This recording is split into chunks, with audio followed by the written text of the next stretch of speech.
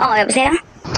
이게 너만 어. 알고 있어. 다른, 간호사들도 모르는 건데 어, 여자아이가 하나 빡 쳐서 신은. 어, 근데 그 여자아이가 주사를 안 놔주니까 몸을 준 거야. 일단 거기서 성매매가 됐어. 두 번째 그 여자애가 이재용 JY를 데리고 왔어. 음, 그래서 JY를 또 놔준 거야. 근데 그 시간이 낮이 아니야. 병문 닫고야. 그래서 거기서 셋이 또 친 거야. 그래서 JY랑 나랑 엮인다는 게 이건 거야. 같은 병원에 있었었기 때문에. 근데 너가 JY를 소개했거나 데려온 것도 아무것도 아니잖아. 없지. 근데 같은 타이밍에 근데 있었던 거. 물어볼 수는 있는 거지. 아. 그다음에 같이 갔어. 낮에는 내가 있고 저녁엔 JY가 있냐고. 같은 날이었어? 같은 날이었대. JY가 왔던 거는 최근이야? 이 일 터지고. 일 터지고 이었다면 이게 그년들을 잡으려고 CCTV를 돌렸는데 JY가 나온 거야 딱 나랑. 근데 나는 진료 기록에 다 있는데 JY는 진료 기록이 없잖아. 그래서 얘네들의 수사 범위를 넓린 거야 JY로. 지금. 김영철 검사를 뭐라고 불렀냐면 김스타 또는 오빠 이렇게 부릅니다. 그리고 또 한 사람이 있습니다. 이재용 회장입니다. 이재용 회장도 이름을 잘 안 불러요. 그런데 주로 뭐라고 부르냐면 JY 또는 플라워라고 불렀습니다. 왜 플라워라고 불렀을까요? 그건 미스테리예요. 이재용 회장은 뭐 그냥 꽃처럼 아름답다. 장시호 씨 눈에는.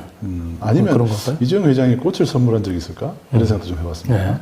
자, 어쨌든 플라워라고 불렀어요. 그 이재용 회장을 JY, 플라워 이렇게 동시에 부르는 그런 녹취도 있습니다. 그렇게 플라워라고 불렀다. 그죠? 그리고 또 한 명이 더 있는데요. 30대 남성이셨습니다. 이 사람은 닉네임이 JB였습니다.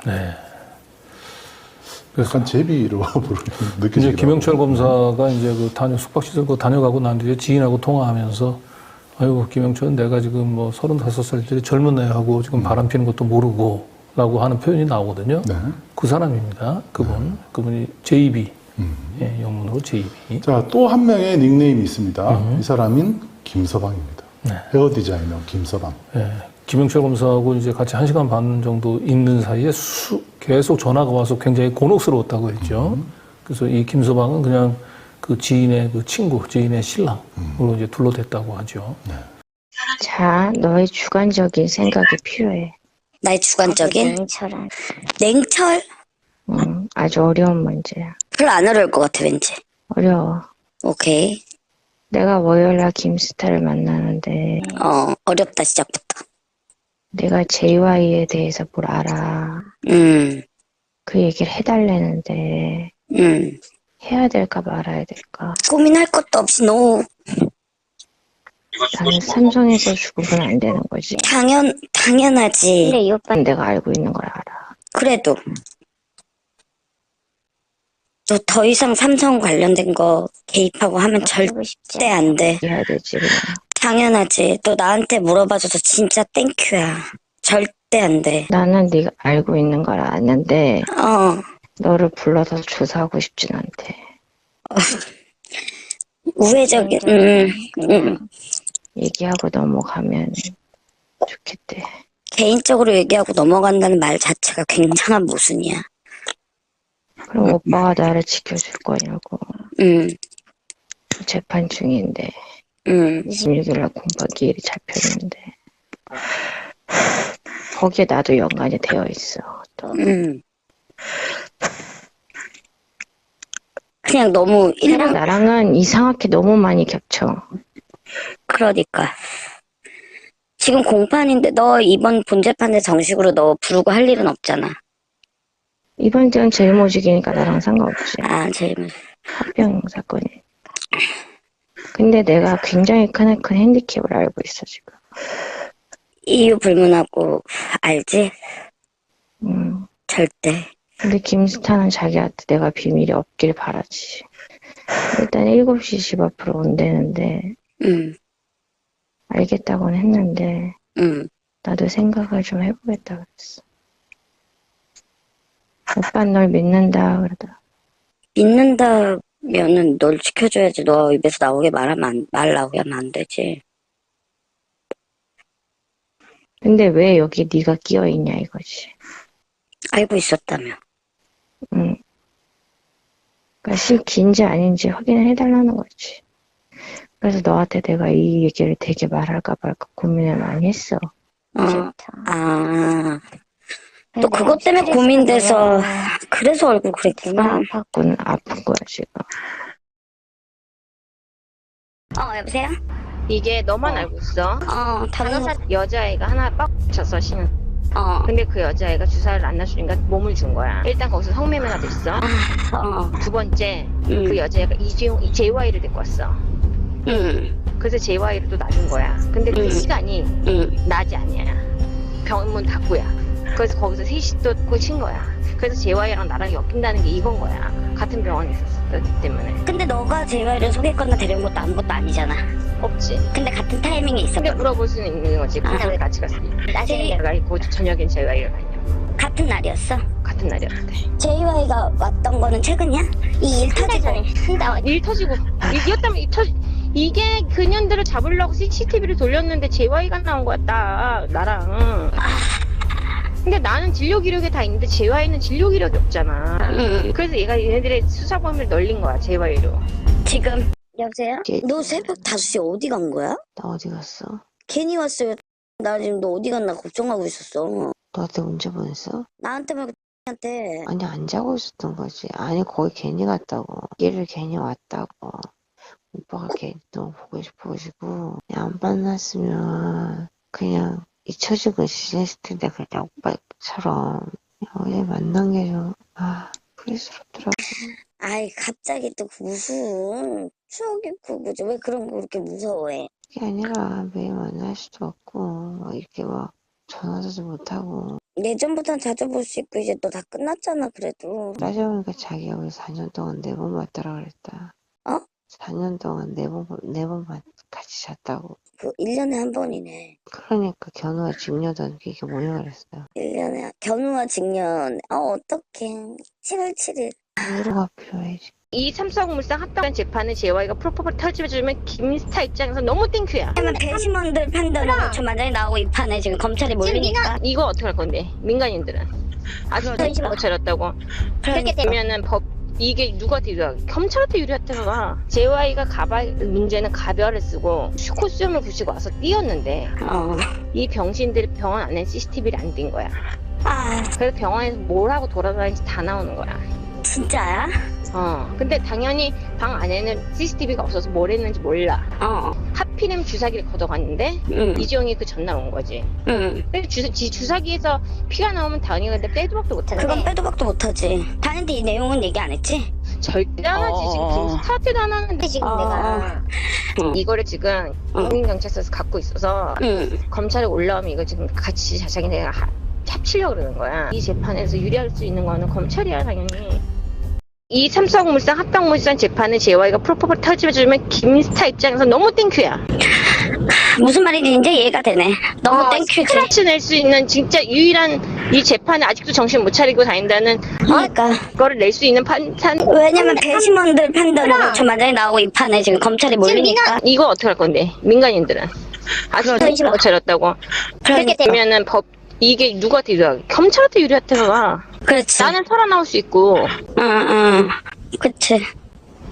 이제 이해가 되네. 이제 내가 왜 이렇게 고민했는지 알겠지? 그게 하루인가 2번 결치는데 JY가 문제는 가별을 쓰고 가면을 쓰고 코스튬을 붙이고 와서 뛰었는데 이 병신들이 병원 안에 CCTV를 안 띈 거야. 그래서 병원에서 뭘 하고 돌아다니는지 다 나오는 거야. 진짜야? 근데 당연히 방 안에는 CCTV가 없어서 뭘 했는지 몰라.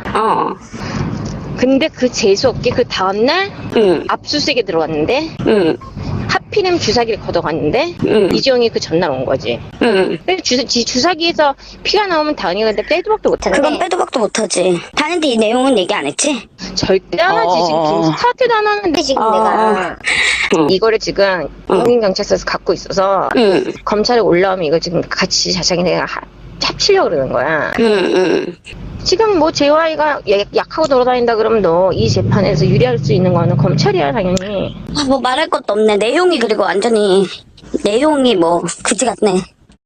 이제 진입하는, 그러니까 진료실 안쪽에 프로포폴을 이제 투약하는 데까지는 CCTV가 있지는 않은데, 일단 병원 안에 들어가는 과정, 이렇게 그 변장을 하고 들어온 과정까지는 다 CCTV에 이제 찍혔다는 거죠. 네. 예, 그래서, 문제는 이제 이런, 이재용 부회장의 이제 그 숨겨진, 이면들이 민낯이 이제 그대로 까발려지게 되면 이제 검찰 입장에서는 사회적인 이제 비난 여론이 일고 이제 재판부도 아무래도 이제 압박을 받을 수밖에 없겠죠. 그러면 결국 이재용을 이제 실형을 선고할 수밖에 없는, 그 재판에서 이제 유리해질 수밖에 없는 이제 그런 차원에서 이제 검찰은 이제 집요하게 지금 장시호 씨의 네가 본 거를 지금 뭔가 이미 김영철은 이제 한 달 전에 압수수색, 물론 용인경찰서에서 압수수색을 했다고 하지만은 이게 다 이제 보고가 되고 있는 거거든요. 근데 용인경찰서는 참고로 얘기하자면 그 김영철이 있는 서울중앙지검 관할은 아니거든요. 그런데 이때 이미 수사는 용인경찰서에서 하지만 최종적인 이 사건 처리는 서울중앙지검에서 하겠다라고 하는 것들을 얘기를 한 모양이에요. 김영철 검사가 장시호 씨한테. 그리고 나중에 보게 되겠지만 실질적으로 사건 처리가 그렇게 진행이 됩니다. 네. 이것도 역시 장시호 씨가 그 김영철 검사하고 사적인 친분 관계가 없다면은 알 수 없는 내용이에요, 이런 얘기가.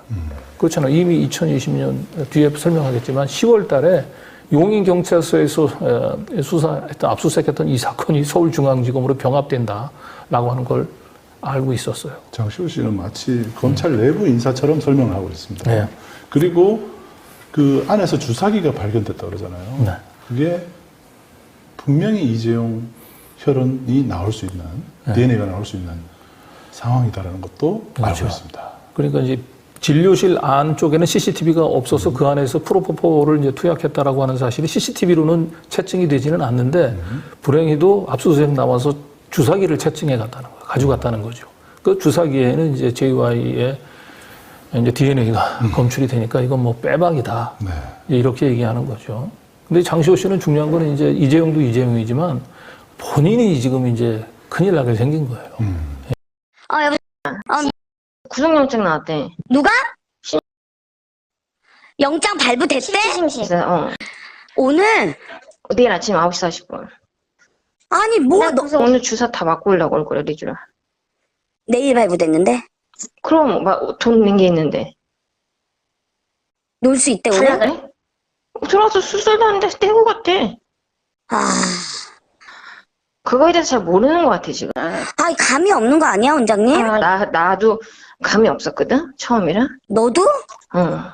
야, 구성 와서 얘기를 좀 해줘야 되지 않나? 내가 가서 얘기 좀 해야 될 것 같네. 그치? 이게, 이렇게 준비 없이 가시면 안 된다. 안 돼. 뭔 소리, 일단 5시 분 넘어올 수 있어? 알았어. 빨리 갈게. 들어 누워있을게, 5시.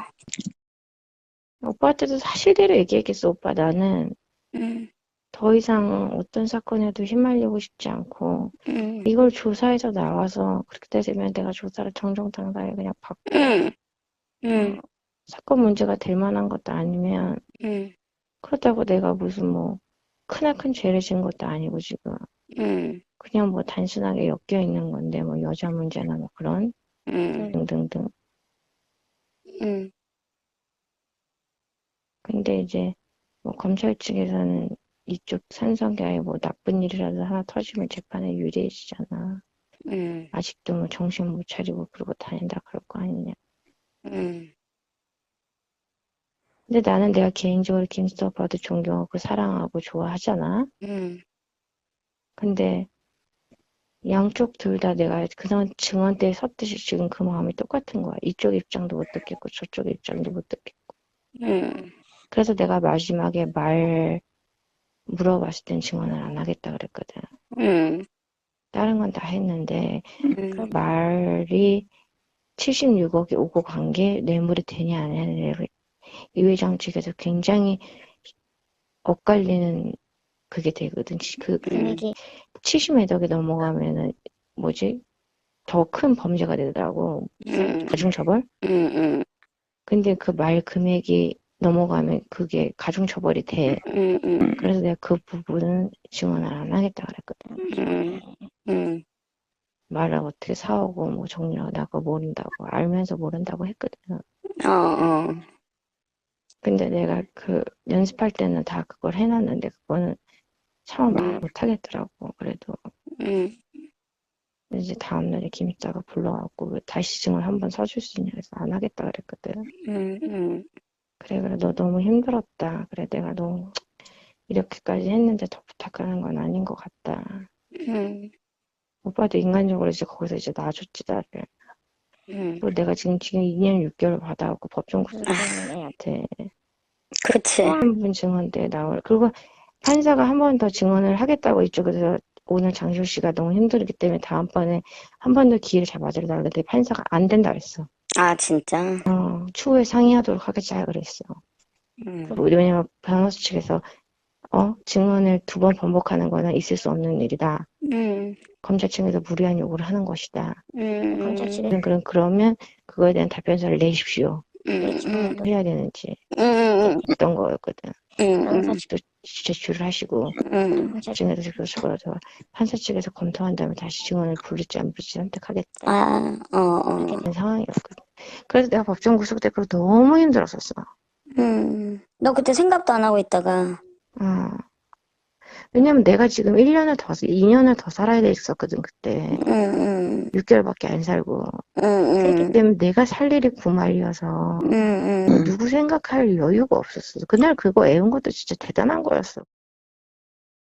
고등법원 2017 노에 2556으로 해서 들어가 보시면 피고인 이재용 출석한 날 쉽게 찾을 수는 없습니다. 제가 한 2시간 동안 사건 번호 알아내려고 굉장히 힘들게 해서 알아냈는데 사건 번호를 이제 여러분들 알려드리니까 여러분도 찾을 수 있다는 말씀이죠. 장시호 씨가 이제 얘기했었던 그 공판인 것 같아요. 네.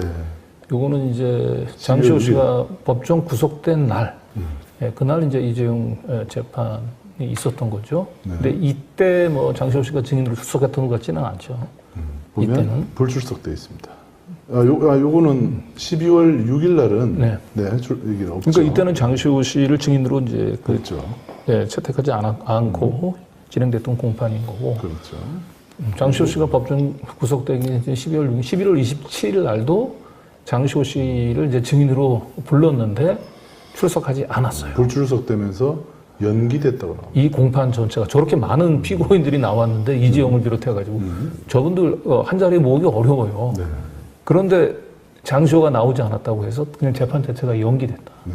그만큼 장시호의 증언이 엄청난 영향력을 가지고 있었던 거죠. 검찰 측 입장에서는 정말 특급 도움이 거의 장시호의 입에 의존해서 공판을 진행했다고 해도 과언이 아닐 정도, 이 정도가 되면은.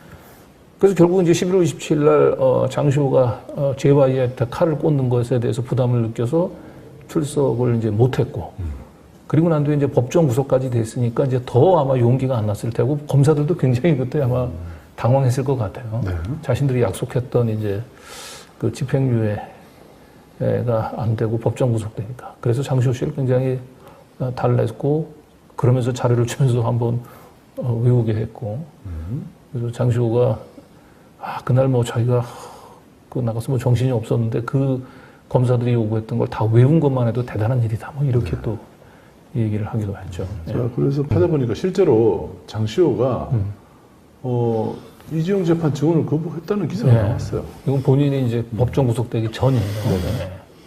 그렇죠. 지금 저 말이 지금 실제 사실과 지금 부합되는 겁니다. 그렇습니다. 네. 그리고 출석한 날도 있었죠. 이게 12월 11일입니다. 이후에 이제 마음이 바뀌어서 출석을 한 거예요. 네, 증인 장시호 출석. 네, 장땡땡으로 돼 있습니다만 뭐 장시호죠. 네. 그리고 이제 그 위로 올라가면 12월 8일 날 검사 양재식이 증인 신청서를 제출하죠. 자, 여기 있습니다. 네. 양재식은 우리가 잘 아는 분이죠. 대장동 사건에 있어서 이제 그 박영수하고 함께 구속영장이 청구됐었던 검사죠. 변호사죠.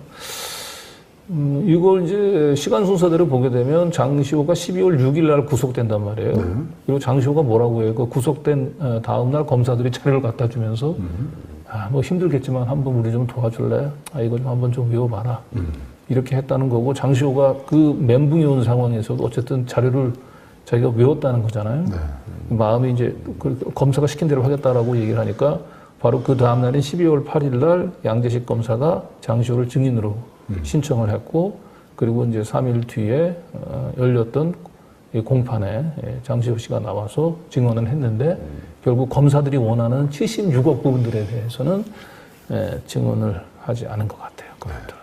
그 위증일 가능성이 높아 보이죠. 네. 그 부분은. 예. 철 검사 기사를 찾아보시면 여러분들이 삼성 수사의 핵심으로 소개되어 있습니다. 네. 장시호 씨가 직접 얘기를 합니다. 오빠가 그 모포 출생이다. 그리고 딱 얘기를 해요. 실제로 보면 모포입니다.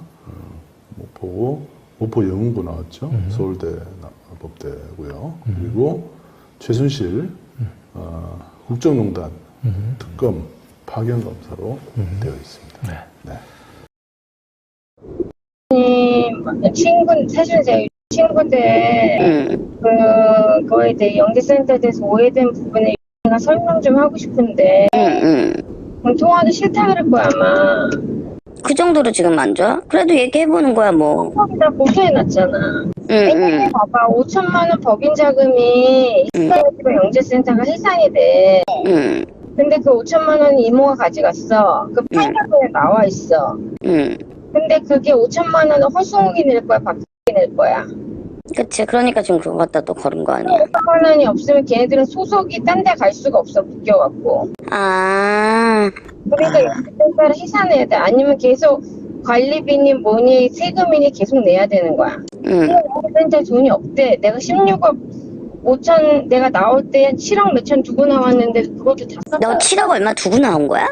어. 아, 근데 다 어디 갔어, 돈이? 월세 2년치 까고 뭐 정산하고 뭐 애들 월급 주고 뭐 퇴직금 주고 뭐 모르겠어. 나도 어디다 썼는지.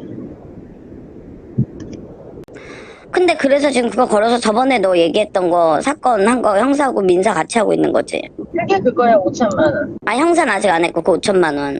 응. 형사는 내가 김스타한테 기소 취하 좀 해달라고 부탁했고. 그랬더니 근데 김스타 뉴스 그 기사랑 계속 나오더라. 이재용 그 공판검사 담당 완전 다 진두지휘더만. 대신 이재용에 대해서 얘기해주면 나 자기도 기소 유예해준대. 얘 검사들 아무튼 뼛속까지 공짜가 없어. 그럼 하나 주면 하나 주고. 제가 여태까지 장시호를 봐왔고, 그리고 이 여자를 본 얘기를 조합을 해보자면, 일단 제가 듣고 제가 본 것 중에서 명백한 증거가 있는 건 불륜 하나예요. 그렇기 때문에 저는 불륜에 대한 게 아니다? 이거는 제가 본 증거보다 김영철 검사가 명백한 증거를 보여주셔야 솔직히 제가 믿을 수 있을 것 같고, 저는 아직까지는 불륜까지는 맞다 생각하거든요. 그래서 장시호가 하는 말 대부분 신뢰할 수 없어요. 왜냐? 장시호는 본인 아들을 사진을 보여주면서 정몽준 회장이 사생하다 이렇게 주장을 했습니다. 본인 친구에게. 장시호는 그냥 본인이 살아남으려고 거짓말을 한 거고, 김영철은 그냥 무식하고 걸레인에 데려다가 성과 내가지고 성공해보려고 한 그냥 그 둘의 합작일 뿐입니다. 이게 박 대통령님 물론. 그리고 장시호 자체가 워낙 거짓말을 잘하는 애라서, 그리고 본인이 살기 위해 여러분들도 보셨잖아요. 본인이 살기 위해 친이모를 팔아먹고 모시던 대통령님을 팔아먹는 애입니다. 다시 한 번 더 이제 박근혜 전 대통령의 반응이 저는 상당히 궁금합니다. 이 사건의 모든 핵심은요, 박근혜입니다. 장시호의 어떤 사법거래, 이 녹취록 관련했던 것들도 어쨌든 특검이 박근혜에 관련해가지고 제명을 밝혀야 되기 때문에, 국정농단을 밝혀야 되기 때문에 모든 중심에는 박근혜가 엮여져 있습니다. 근데 당사자인 박근혜는 사면 복권된 이후에 오직 유영하 변호사의 발의가 되고, 또 진실, 정의와 거리가 먼 하나의 멍청한 할머니로 지각되고 있습니다. 박근혜로 인한 이 사건들, 그러면 이 사건의 키는 박근혜가 쥐고 있는 겁니다. 네. 박근혜가 왜 입을 닫아버리고 진실, 정의에 대해서 외면해버릴까요? 그러다 보니까 이런 것들이 터져 나옵니다. 저는 한 가지 의문스러운 것들은요. 과연 이 유영하 변호사가 이 문제와 관련해 가지고 박근혜에게 액면 그대로 보고했는지 궁금합니다. 그리고 보고를 했다 그러면 박근혜가 어떤 반응을 보였는지. 간단한 겁니다. 이 사건은 박근혜를 잡아넣기 위해서 박근혜와 관련된 모든 혐의를 다 주변인들이 풀어야 되고 최수원 씨는 풀지 않기 때문에 장시호를 끌어들여가지고 장시호를 통해가지고 최수원 씨가 이런 잘못했고 박근혜가 뭐 차명폰을 썼다 했더니 이런 모든 것들을 다 담을 수밖에 없었다. 이거 아니겠습니까? 그러면 장시호가 거기에 대한 진술을 하고 거기에 대한 협조를 해줬을 때 그게 특급 도움이 아니고 뭐가 되겠습니까? 거기에 대한 사법거래를 했다고 저는 그래 보거든요. 특검도 어쩔 수 없다고 봅니다. 단시간 내에 이 모든 수사에 대한 결과물을 내야 되기 때문에 특검 입장에서는 무리하게 갈 수밖에 없는 그 구조였습니다. 그리고 또 국민들도 여기에 대한 한표라고 봅니다. 어쨌든 국민들도 특검을 소위 슈퍼맨처럼 용화시켰고 그 특검을 통해 가지고 밝혀내는 것들에 대해서 국민들은 한호하고 이것이 진실이냐 아니냐 그것은 그 다음 문제입니다. 이거에 대한 박수를 치고 또 언론도 큰 문제입니다. 언론은 확인되지 않는 이 추적, 확인되지 않는 모든 것들을 토해냈습니다. 언론들이 밝혔던 내용 중에서 한 가지라도 제대로 이것이 가짜 뉴스가 아닌 진실이다라고 우리가 이야기할 만한 게 있습니까? 저는 전혀 없습니다. 박근혜 전 대통령에게 연설문을 참석해줬다. 이게 국정농단입니까? 이게 국정농단이에요? 박근혜는 뭐라고 이야기했습니까? 박근혜는 최수원이를요 가정부로 취급했습니다.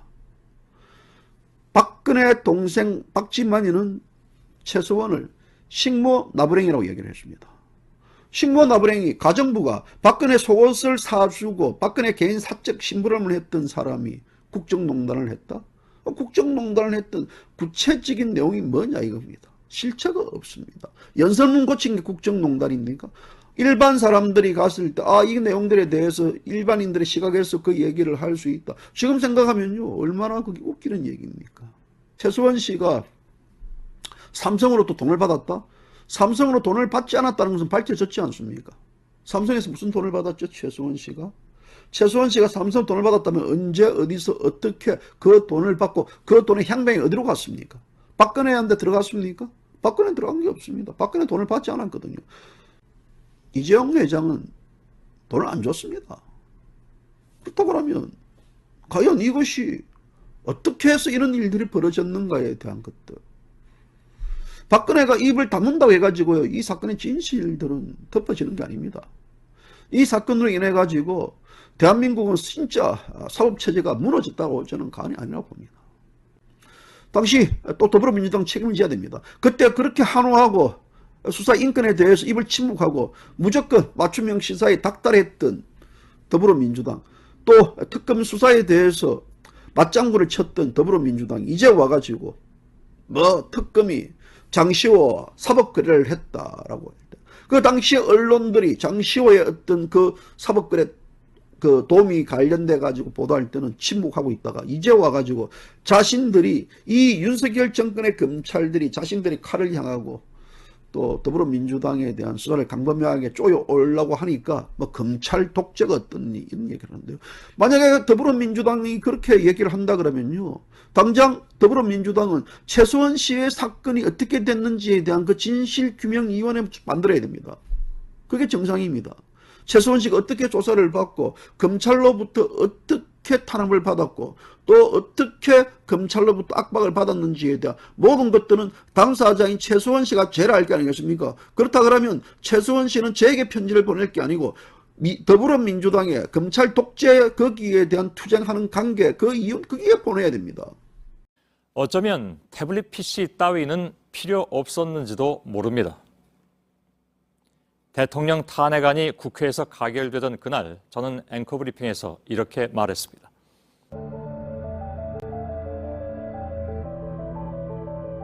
이거 여기서 이거 안 끝나겠는데 재단법인을 딱 보니까 그림이 쭉 그려지는 듯해. 뇌물을 재단법인으로 받아먹고. 원래 재단 하던 사람이잖아. 직업이 원래 재단 운영이잖아. 뭐 유경재단, 뭐 영양대재단, 뭐 이런 거. 직업이 원래 재단. 국민 여러분께 깊이 사과드립니다.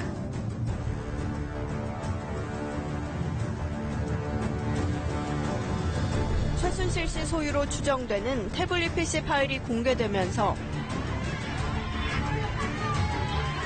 국민들 한 말씀 하세요. 죄송합니다. 국민한테 죽을 줄을 떴습니다. 박근혜는 퇴진하라!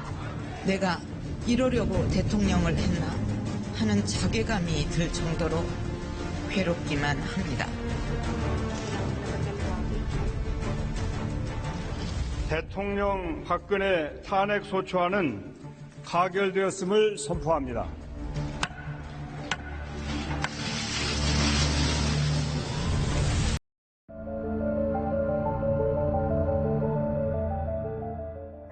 이제 수사를 해나가면은 그 수사를 한 번도 안 했잖아. 거기에 대한 수사가 이루어진 적은 없잖아. 기자들이 추정만 했지. 수사가 되면 좀 달라지겠지.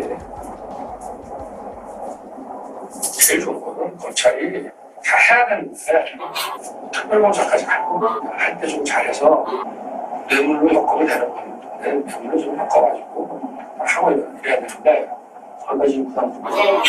김순환 청장이 TK잖아.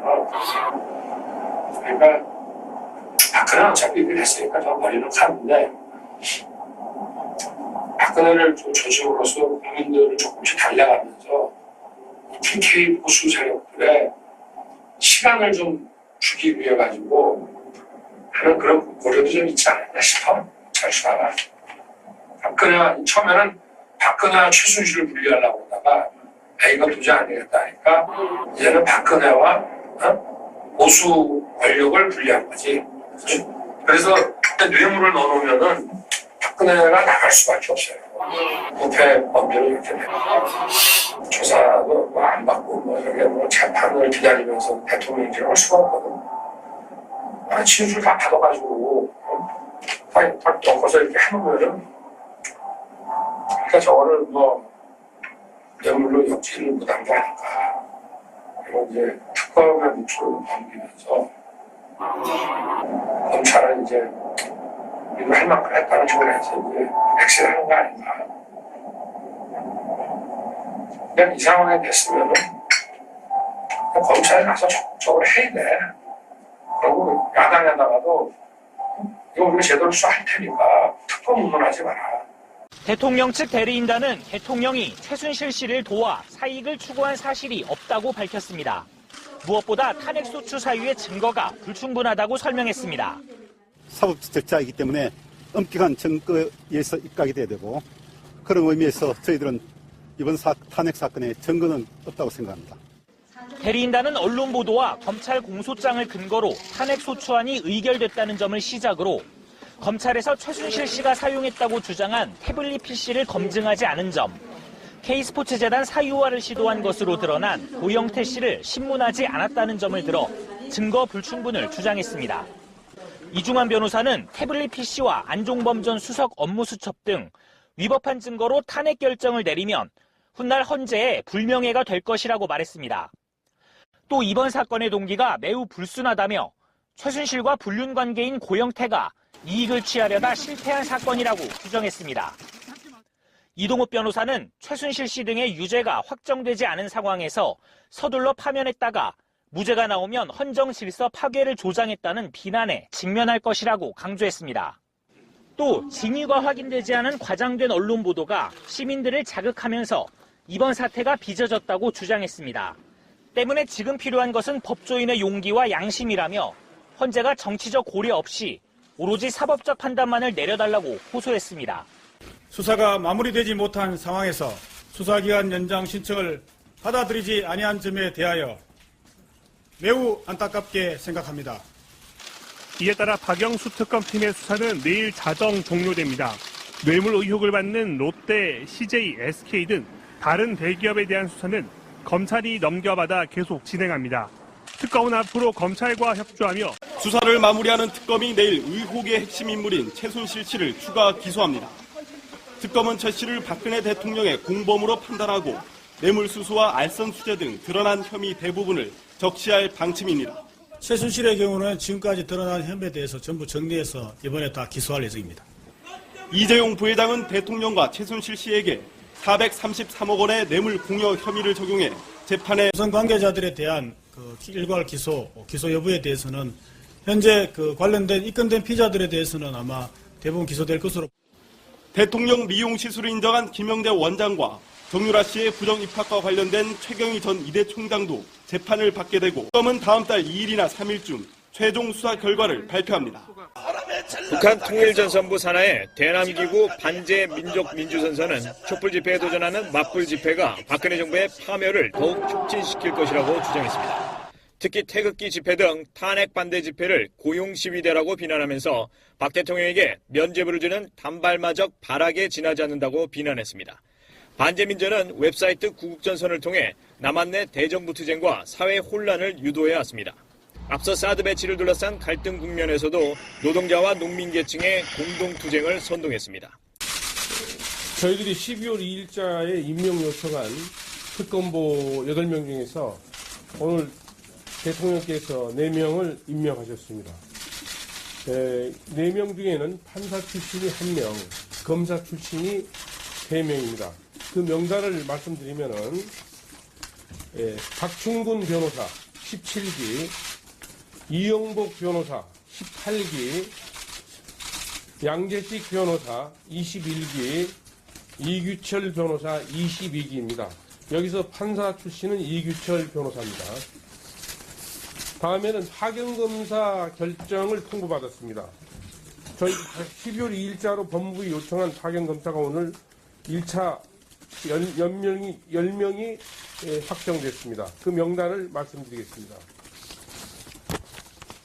대전고등검찰청 검사 윤석열 23기, 부패범죄수사단 검사 한동훈 27기, 중앙지방검찰청 검사 신자용 28기, 대검찰청 검사 양석조 29기, 서울중앙지방검찰청 검사 고형곤 31기, 서울중앙지방검찰청 검사 김창진 31기, 춘천지방검찰청 검사 이복현 32기, 서울 서부지방검찰청 검사 박주성 32기, 서울중앙지방검찰청 검사 김영철 33기, 대구 서부지청 검사 문지석 36기 이상 10명입니다. 이 중에서 고형곤 검사, 김창진 검사, 김영철 검사는 현재 특별수사반에 소속에 있습니다.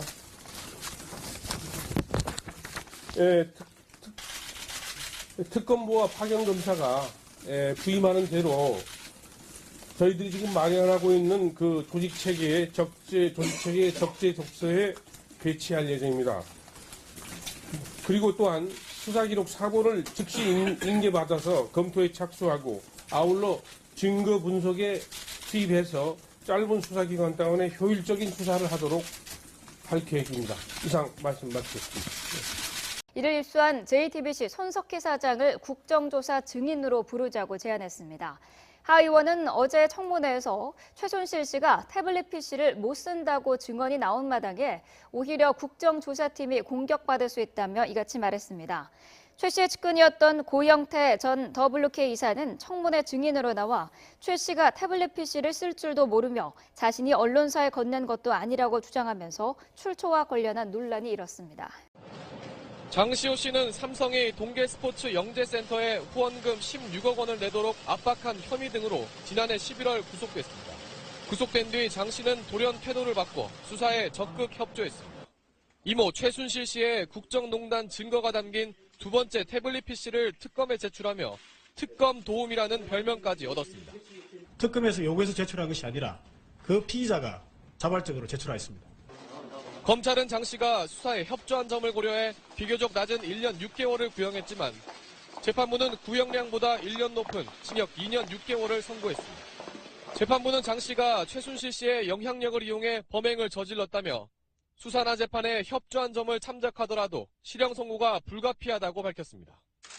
또 이 사건의 범행으로 가장 많은 이익을 본 사람이 장 씨라고 강조했습니다.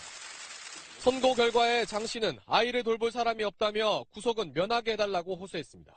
특히 장 씨가 최순실 씨, 박 전 대통령 등과 순차적으로 공모해 범행을 저질렀다고 판시해 향후 박 전 대통령과 최 씨의 재판 결과에도 적잖은 영향이 있을 것으로 보입니다. 재판에 집중할 뿐 눈짓으로도 인사를 나누지 않았습니다. 이는 최근 장 씨가 최 씨의 것이라며 제2 태블릿 PC를 박영수 특별검사팀에 제출하면서 진실 공방을 앞둔 두 사람이 의도적으로 거리를 두고 있는 것으로 풀이됩니다. 최 씨는 고개를 숙인 채 자리에 앉았다가 취재진의 카메라가 촬영을 마치고 철수하자 옆자리에 있는 변호인과 귓속말로 대화를 나눴고 혐의를 대체로 인정한 장 씨는 여유 있게 웃음 띤 표정을 짓기도 했습니다. 카메라들의 플래시 세례와 함께 박근혜 전 대통령이 법정의 모습을 드러냅니다. 지난 3월 구속된 후 53일 만에 열린 첫 재판. 남색 재킷 차림의 박 전 대통령은 무표정한 굳은 얼굴로 힘없이 피고인석에 앉았습니다. 검은 집게로 올린 머리를 한 채 왼쪽 가슴에는 수용번호 503번이 적힌 표지가 달렸습니다. 박 전 대통령에 이어 이번 국정농단 사태의 공범 최순실 씨도 평소보다 초췌한 표정으로 법정에 들어섰습니다. 지난해 10월 국정농단 사태가 본격화한 이후 7개월여 만에 처음 마주친 두 사람이지만 서로 눈길도 마주치지 않은 채 호곡만 응시했습니다. 곧이어 시작된 재판에서도 두 사람은 간간히 변호인들과 귓속말을 나눌 뿐 상대방을 끝내 쳐다보지 않았습니다. 박 전 대통령은 또 재판 과정에서 직업을 묻는 질문에 무직이라고 답하기도 했습니다. 40년 지기로 평생 서로를 의지해온 두 사람은 피고인으로 나온 법정에서만큼은 남남이었습니다.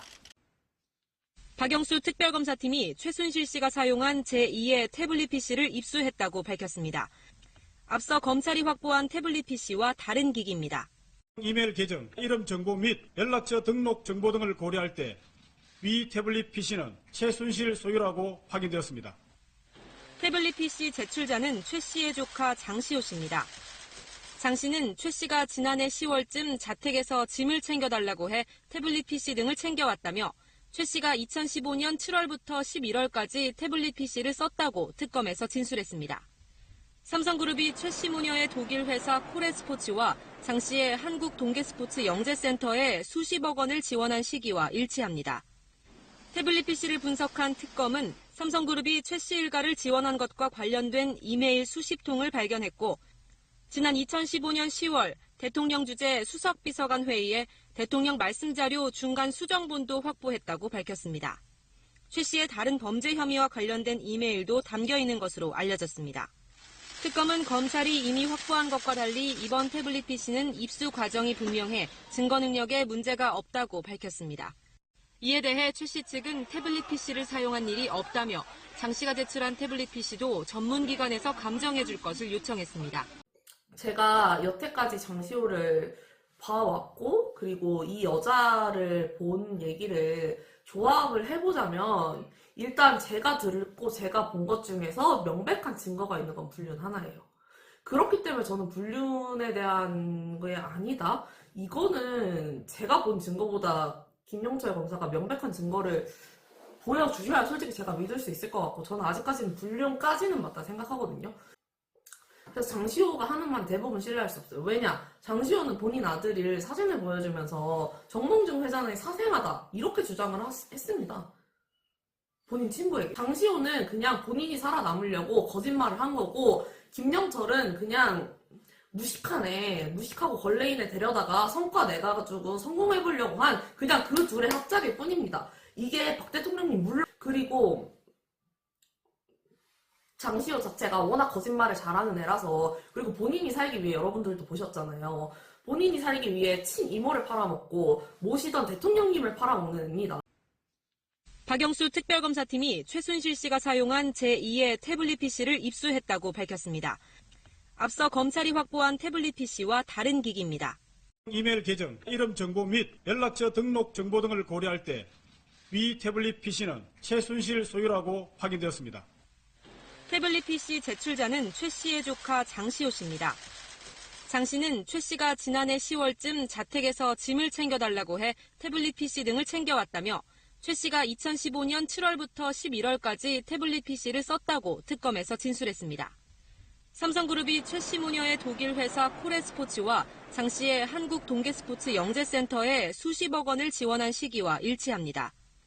태블릿 PC를 분석한 특검은 삼성그룹이 최 씨 일가를 지원한 것과 관련된 이메일 수십 통을 발견했고 지난 2015년 10월 대통령 주재 수석비서관 회의에 대통령 말씀자료 중간 수정본도 확보했다고 밝혔습니다. 최 씨의 다른 범죄 혐의와 관련된 이메일도 담겨 있는 것으로 알려졌습니다. 특검은 검찰이 이미 확보한 것과 달리 이번 태블릿 PC는 입수 과정이 분명해 증거 능력에 문제가 없다고 밝혔습니다. 이에 대해 최 씨 측은 태블릿 PC를 사용한 일이 없다며 장 씨가 제출한 태블릿 PC도 전문기관에서 감정해 줄 것을 요청했습니다. 제가 여태까지 장시호를 봐왔고 그리고 이 여자를 본 얘기를 조합을 해보자면 일단 제가 들었고 제가 본 것 중에서 명백한 증거가 있는 건 불륜 하나예요. 그렇기 때문에 저는 불륜에 대한 게 아니다. 이거는 제가 본 증거보다 김영철 검사가 명백한 증거를 보여주셔야 솔직히 제가 믿을 수 있을 것 같고 저는 아직까지는 불륜까지는 맞다 생각하거든요. 그래서 장시호가 하는 말 대부분 신뢰할 수 없어요. 왜냐? 장시호는 본인 아들을 사진을 보여주면서 정몽준 회장의 사생아다 이렇게 주장을 했습니다. 본인 친구에게. 장시호는 그냥 본인이 살아남으려고 거짓말을 한 거고 김영철은 그냥 무식하고 걸레인에 데려다가 성과 내가지고 성공해보려고 한 그냥 그 둘의 합작일 뿐입니다. 이게 박 대통령님 물론 그리고 장시호 자체가 워낙 거짓말을 잘하는 애라서 그리고 본인이 살기 위해 여러분들도 보셨잖아요. 본인이 살기 위해 친이모를 팔아먹고 모시던 대통령님을 팔아먹는 애입니다. 그 참선과 상대로 이게 너무 힘들어서 그래갖고 내가 특검에 단장이라고 특검 단장이 있었어. 그 팀장 밑에. 단장님도 내가 카톡 바꾸니까 죽었는 줄 알고 전화해 주셨더라고. 좀 잘하시니까. 장시호 씨는 아직도 사막에서 오아시스를 만나려면 시간이 몇 년이 더 걸리실 거라고. 그냥 사막을 걷는 느낌으로. 하루도 모래돌이가 한 번 안 쳤으니 감사하고 사시라고 그냥 그러시더라고. 나머지는 다 뻥이에요. 아, 그 검사하고 부적절한 관계는 맞고 나머지는 다 뻥이다. 그러니까 윤석열 대통령과 한동훈 명백한 증거가 있는 위원장을 게 공격하기 위해서 한 거다. 명백한 증거가 있는 게 일단 제 눈으로 확인한 건 둘의 관계밖에 없어요. 막말로 장시호한테 불러다가 야 내가 한 1억 줄게. 그럼 얘는 진짜 거짓 증언 하고도 남아요. 개판이에요 개판. 아니 걔가 한 얘기가 뭐냐면 모 기업 회장, 대기업 회장 아들이랑 대기업 회장이랑 자기 아들이랑 똑같이 생겼다고 자기 아들이 대기업 회장 사생활하는 거예요. 장시호가 네. 자기가 근데 재벌 회사의 사생활하고 그럴 수도 있나? 아니요. 아니요. 전혀 그건 절대 없어요. 아니야. 그건. 네. 네. 그건 절대 우리 아니라고. 결혼했을 시기에 그냥 나온 아들이에요. 그냥 그건 절대 아니지. 생긴 게 그리고 전 형부랑 똑같이 생겼어요. 그건 의심할 여지가 없고. 의심할 여지가 없고. 그리고 걔가 그렇게 돈 좋아하는 애인데 지금 윤 대통령이 팔아먹어가지고 100억대 코인 사기친 남자랑 사귀고 있는데 베오딕스라고. 지금 장시호가? 그럼 장시호가 재벌 회장의 사생활하고 뻥친 건 자기가 사생활하는 게 이거예요? 아니면 자기 본인 아들이. 아들이? 네. 그러니까 자기가 재벌 회장하고 뭐 그런 관계였다는 거를 뻥을 치는 거 아니에요? 나중에라도 그 공천 관련해가지고 이관섭 실장하고 뭔가 그런 거 없어요. 얘기를 나눈 사실이 만약에 드러나면 어떻게 하시겠습니까? 그런 거 갖고 오세요. 갖고 오시라고. 갖고 오시라고. 갖고 오시면 되잖아. 야, 이출기랑 한번 통화해봤냐? 어땠냐? 잘 안 받네. 안 받으면 너무 매달지 마.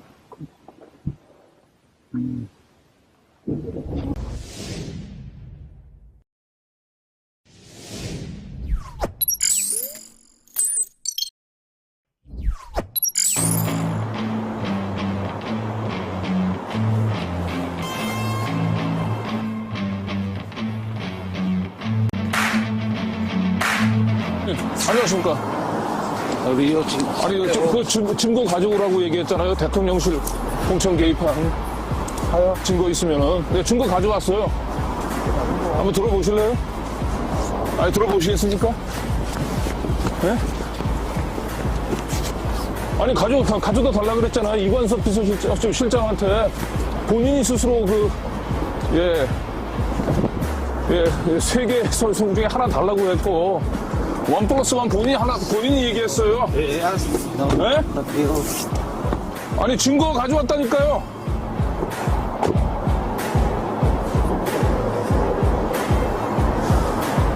함께 녹음 파일에서는 고 씨가 검찰 인사에 개입한 것으로 의심할 수 있는 부분이 추가로 확인됐습니다. 영태 형이 가시기 전에 한 말이 있어요. 중국 VIP들 타겟으로 해가지고 하는 관광 그거에 대한 자료를 어떻게 구성하고 이런 거에 대한 걸 좀 정리해서 주면 관광 쪽에서 직접 하라 그러지 왜 그 부장검사 날리는 능력자 유상영 전 WK 부장은 이 대화가 있기 사흘 전 고영태 씨의 민원으로 검사장을 찾고 있다는 말을 한 바 있습니다. MBC 뉴스 박철현입니다. 네, 고영태 녹취록엔 고 씨의 측근들이 검찰 수사를 기획한 정황도 담긴 것으로 확인됐습니다. 검찰 고위 인사를 접촉하는 건 물론 검찰 인사에 개입하려 한 정황도 포착됐습니다. 박철현 기자입니다. 지난해 1월 23일 고영태 씨의 측근인 유상영 전 WK 부장과 김수현 씨의 통화 녹음입니다. 과중한 업무주의지 나는. 고 회장님 민원 처리하러 다니라고 공사무소 다니고 검사장을 찾으러 다니고 있으면 검사장. 검사장이야? 검사장 그거. 대화 속 고 회장은 고영태 씨로 바로 다음 날 이어진 대화 속에서 드러납니다. 단축 카톡에 자꾸 불편한 얘기 하시는 거예요. 불편한 얘기는 해야 돼 거기든. 그래야 고영태 우리 회장이 그 방에서 나가지. 검찰 인사에 개입한 뒤 수사를 지시해야 한다는 얘기도 나옵니다. 검사를 지금 반부패 팀에 있는 부장검사 바로 밑에 자리가 하나에 사람을 꽂고 이 지시를 하는 거야. 무조건 스포츠계를 이번 정권 끝나기 한번 대대적인 수사를 다 해라. 다시 말해 검찰에 대대적인 수사를 주문하고 무혐의를 받아내 추가 수사를 피하자는 심산입니다. 적극적으로 수사를 하면서 김종 라인을 다 자르고 무혐의 처리를 해버리면은 한번 수사한 사건에 대해서 다시 수사하지 않는다. 검찰 수사를 통해 얻고자 하는 바에 대해서도 이야기를 나눴습니다. 돈 있는 회사에서 뭐 하는 게냐. 700억을 꼭 하면 빼먹고 내년에 내가 판짜인 걸로 수사 한번 해서 마무리하면은 이 판도 우리 오래 간다. 그러면서 이런 말도 덧붙입니다. 우리가 더 전략적이고 알았어? 우리는 권력이 있어. 그 권력을 이용해야 되는 거야. 검찰은 이른바 고영태 녹음 파일 2,300여 개 중 29개를 녹취록으로 작성해 수사 기록에 첨부했지만 검찰 수사기획 관련 내용은 수사 기록에는 빠져 있습니다. MBC 뉴스 박철현입니다. 이출기랑 한번 통화해봤냐? 어땠냐? 잘 안 받네. 안 받으면 너무 매달지 마. 하여튼 나는 그냥 내가 일단 정해서 내가 그 언제까지 찌내서 나는 그랬어. 대신에 예비 통보 이런 거는 일어났지만 이 손은 29일까지 방을 빼야 되는 방법이 없고 나서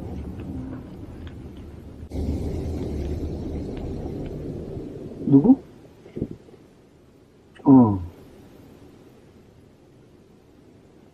아니 간섭이가 그 얘기는 하더라고. 지 후배가 서구 나오는데 니 혹시 서구 생각 있냐 그랬어. 나는 서구하고 중남구하고 발사하고 이렇게 내 보고 있는데 아직 안 있는데 씨발 얘기를 해줘야 내가 정하냐는 거지.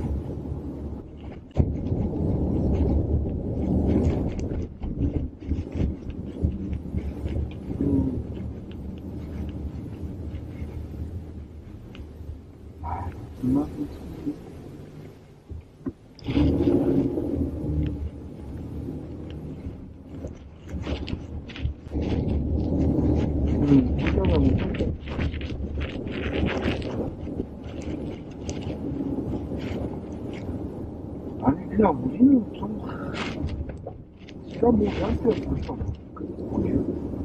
우리는 요구하는 건 아니잖아. 지역 관계 필요한 게 좀 주시면 좀 좋잖아.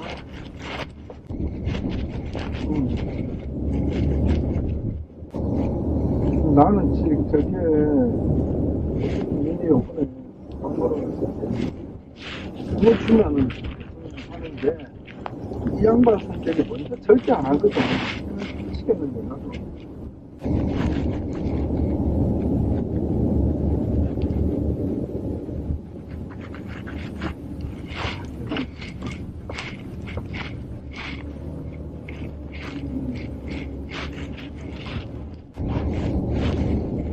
그래, 그러면 관섭이하고 먼저 한번 볼 때 네가, 나도 내 머리를 내가 못 갖고 우리 거를 전달을 못 하니까 우리가 크게 요구하는 것도 없잖아. 뭐 하나에다 하나, 완분하고 하면 뭐 이건데 그거를 자기가 먼저 얘기해야 뭐 아이고 이런저런 얘기하지. 이 성격에는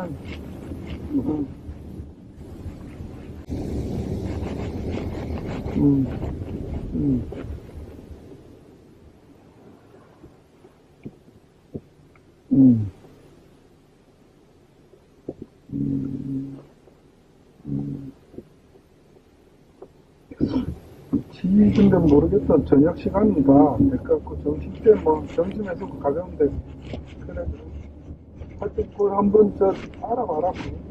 그래 아.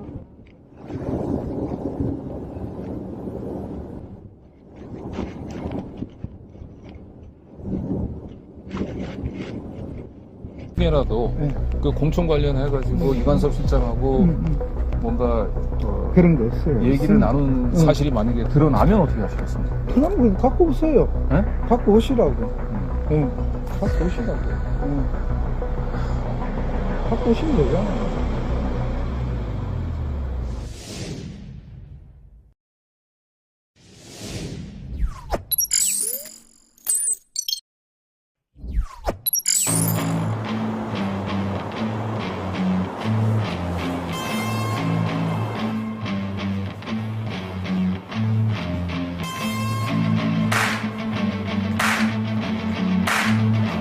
안녕하십니까. 아니, 그 증거 가져오라고 얘기했잖아요. 대통령실 공천 개입한 증거 있으면은. 네, 증거 가져왔어요. 한번 들어보실래요? 아니, 들어보시겠습니까? 네? 아니, 가져다 달라 그랬잖아요. 이관섭 비서실장한테 본인이 스스로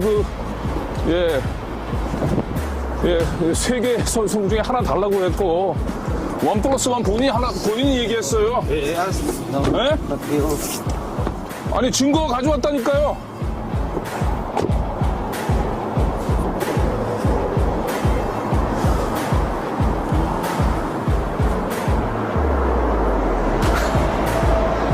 와, 이거 어이가 없네요. 어이가 없어.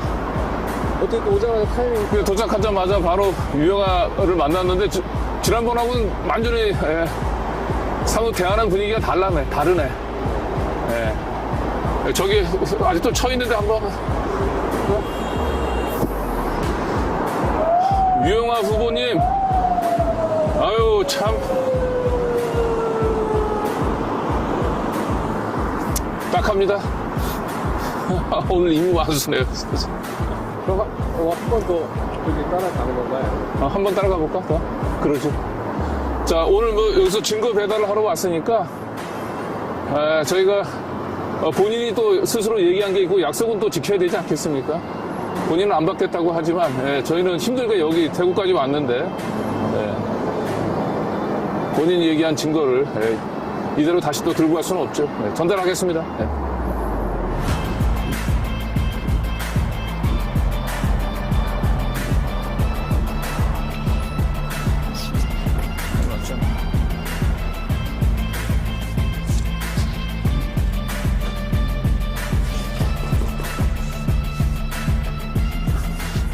문을 닫아놨어? 응? 야, 사무실 문이 닫혀있어? 왜 계십니까? 계신가요? 불은 켜있는데, 없어. 네, 유영아 후보가 자맹을 하고 있습니다. 선거운동 기간 중에. 1분 1초가 가까운 후보가 선거 사무실은 이렇게 굳게 닫아 걸고 저를 얼굴을 보자마자 황급히 도망을 갔는데 어디서 뭘 하고 있는지 저희는 꼭 찾아서 유영하 의원에게 저희가 가져온 USB에 담아온 그 증거를, 소중한 증거를 전달하도록 하겠습니다. 그래서 지금 이제 간호사들 이제 평상시에 여기 오면서 이제 그 간호사들 이제 입단속을 자기가 시키고 있는 거예요. 자기 이름이 나오면 안 되니까. 이미 이제 신땡땡 원장은 이제 구속영장이 발부가 됐고, 이제 간호사들이 이제 참고인 조사를 많이 받을 거 아닙니까? 그 간호사들한테 절대 내 이름을 얘기하지 말라고 이제 단도리를 치는 그런 얘기들이 나옵니다. 네. 자, 계속 들어보시죠. 간호사들을 불려갈 사건이 아닌데, 간호사들한테 출근하지 말라 그랬대. 아, 진짜야? 응, 그래서 다행히 간호사들은 빠져나간 거야. 근데 나는 그렇게 불법적으로 하지 않았거든. 나는 무조건 시술하고, 돈 내고, 카드로, 정정당당히 병원 가서 예약하고, 가서 했거든. 근데 지금 문제는 택시 그게 없대는 거야. 없겠지, 당연히. 택시 잡고 있어? 코리아? 아니야. 나 전화받아 지금 밖이야. 공원 옆에 지금 걸으면서 받고 있어. 아니야. 코리아면 상관없어. 아니야. 코리아에서도 아니야. 너는 지금 문제가 없는데. DJ JY는 꽃이라고 그러잖아. 꽃? 아, 근데 플라워. 플라워. 플라워를 잡으려면 나를 잡아줘야겠지. 그럼 내 입에서 나오겠지. 당연히 나를 꼬시겠지. 그 병원에서 어떤 일이 있었는지 내가 알고 있을 거라고 알기 때문에. 김스타 어느 선까지 알아? 그 병원에서 무슨 일이 있었냐까지는 알아. I guess. 알 것 같다. 괜히 김스타겠어. 아니 그 와중에 그럼 지금 선생님은 변호사랑 지금 영장 실질심사 전날인데 대책이고 나발로 너 통화해서 뭐라는 거야 지금? 변호사 사무실에 가 있는데 5시쯤 들어오는데 그래서 난 간호사들한테 불려가도 JY 얘기는 절대 하지 말아라. 목구멍에 칼이 들어와도 꽃 플라워 얘기는 하지 말아라. 니네한테 좋을 거 하나도 없다. 그 얘기를 네가 하려고 하는구나. 그 걔네가 만약에 일반인 간호사 같은 사람들이 그런데 무서운데 가가지고 들이대고 뭐 이거 안 되면은 너네 지금 다 잡아줘친다라고 하면 누가 날 당해? 부르겠지. 그러니까 누가 당해? 그 날 부르면 누가 오겠니? 김스타가 오겠지. 이게 안 할 수도 없고 할 수도 없고. 그러니까. 그래서 내가 플라워한테 항상 이게 왜 걔랑 나랑 엮인지 돌아버리겠다는 거야. 당연히 받을 수밖에 없었는데 하필이면 그 다음날 압수수색 영장이 나왔고 JY가 6번인가 왔을 때 야, 한 번도 아니고? 그래서 병원을 통째로 빌려서. 당연히 빌리겠지. 근데 하필 또 그날에 겹친 날이 이틀이나 있는 거야. 낮엔 내가. 뭐 낮에 네가 간 거야. 아니 근데 어쨌거나 같이 엮여도 왜 이렇게? 아니 전날인가 다음날인가 그랬대. 아니 근데 같이 엮여도 왜 이렇게? 내 말은? 그래서 이거 수사를 하면은 나도 아마 검찰에서 다시 압수수색을 했고 CCTV 돌려보면 내가 나올 거야. 그거는 100% 나오겠지. 당시 이제 삼성 부회장이 이제 프로포폴을 이제 투약했었던 그 신땡땡 성형외과가 이제 털린 거잖아요. 그리고 그 원장이 지금 이제 구속영장이 이제 청구가 된 거고요. 내일 바로 다음날 이제 영장실심사를 이제 받기로 돼 있었고. 그러니까 지금 장시호 씨는 자기도 여기 가서 성습적으로 맞았고, 공교롭게 JY가 그 프로포폴을 투약한 날 자기가 가가지고. 그래서 지금, 너무 지금 지금 이제 두근반, 세근반 하는 거고. 그러니까 이제 간호사들을 내가 만나가지고 절대 일단 자기 이름도 자기 이름이지만 이재용 이름이 나오게 하면 안 된다. 그리고 이재용 이름 나오게 하면 이 수사가 커지니까. 근데 이미 검찰에서는 냄새를 맡은 것 같아요. 여기 이제 이재용이 관련돼 있다라고 하는 냄새를 이제 맡았던 것 같은데, 결국은, 장시호 씨가 이게 불똥이 자기한테도 이제 튈 수 있기 때문에 이런 상황에서도 끝내 이제 김스타한테는 얘기를 안 했어요. 근데 만약에 내가 결국 검찰에 끌려가서 조사를 받게 되면 누가 오겠냐? 결국 김스타가 오겠지. 이런 믿음은 있는 거예요. 그런데 자기가 그런 식으로 자신이 이제 연인으로 생각했던 김스타를 검찰청에서 마주하고 싶지는 않았던 거죠. 딴 것도 아니고 프로포폴로. 이건희 회장 죽었댄다. 이건희 회장? 근데 그런 지 오래됐잖아. 깜짝이야. 일찍 일어났네. 이건희 회장 죽었다는 얘기도 전화가 벌떡 일어났어. 누구한테? 아니, 어제 대낮부터 만지더니 또 정신 차렸어? 응. 이 뉴스로 난 거야? 야, 이건 누가 봐도 호흡기 뛴 거 같지 않냐? 넌 이거 알지? 응, 알겠어. 아, 그러니까. 그랬을 수 있겠다, 그치? 왜냐면 이제 조사받아야 되니까 그 막다른 골목까지는 더 몰 수 없었던 것 같아. 에휴, 살리자 그런 것 같아. 진짜 그런 것 같아, 그치? 왜냐면 애가 아들은 절대로 그기 때문에. 그렇지 않는 사람이.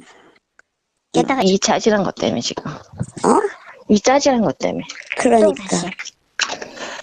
아유, 진짜. 세상은 뚝은 어디서 무너질지 모르는 거 아니냐. 정신 바짝 차려야 돼. 경영재판 중에 이게 그 작은 일로 이렇게 될 줄 알았겠냐. 원래 둑은 우리 항상 얘기하잖아, 그치? 아주 생각지 못한 거에서 그냥.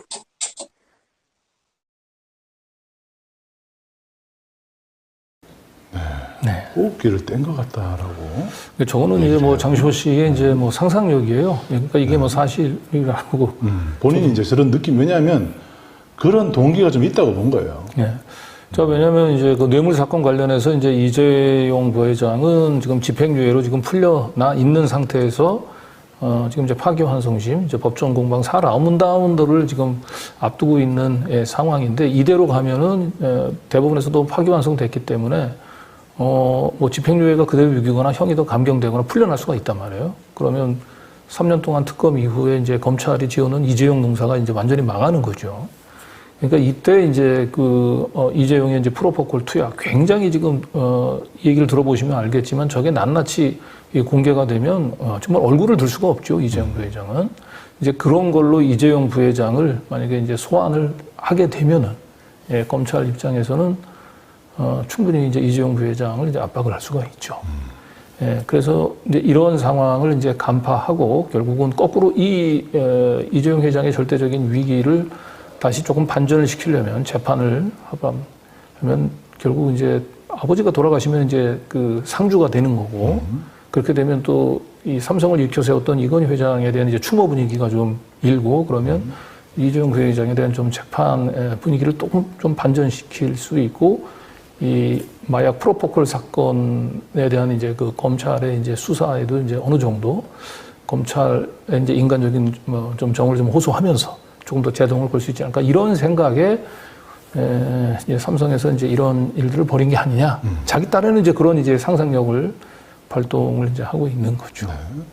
국정농단 선고를 받고 그래서 이제 요 다음 날 이제 10월 26일 날 그러니까 김스타한테 이제 이걸 이제 털어놓은 다음 날이 10월 26일 날 이제 공판이 시작이 됩니다. 네. 시작이 돼서 그 결과가 그 다음 해 1월 18일 날 징역 2년 6월 6개월에 법정 구속이 되었습니다. 장시호 씨가 이제 지인과 통화하면서 이재용의 프로포폴과 그 성관계 얘기까지도 얘기를 하죠. 이게 10월 20일입니다. 그리고 이때 바로 병원장이 이제 신모 씨가 영장이 청구되고 그 다음 날 영장이 심사에서 구속이 되는 거죠. 네. 그리고 25일 날 장시호 씨가 김영철 검사에게 이재용 프로포폴 투약을 5일이 지나서 제보를 하게 되는 겁니다. 그리고 그 다음 날 파기환송심 이제 공판이 시작이 됩니다.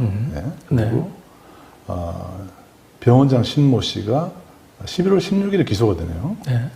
그리고 그 다음에 1월 18일 날 이재용 회장이 징역 2년 6개월에 법정 구속이 됩니다. 자, 병원장도 병원장 신모 씨는 이제 2월 5일 날 1심 선고. 네, 1심 선고를 받죠. 1년 6개월에 실형을 선고받습니다.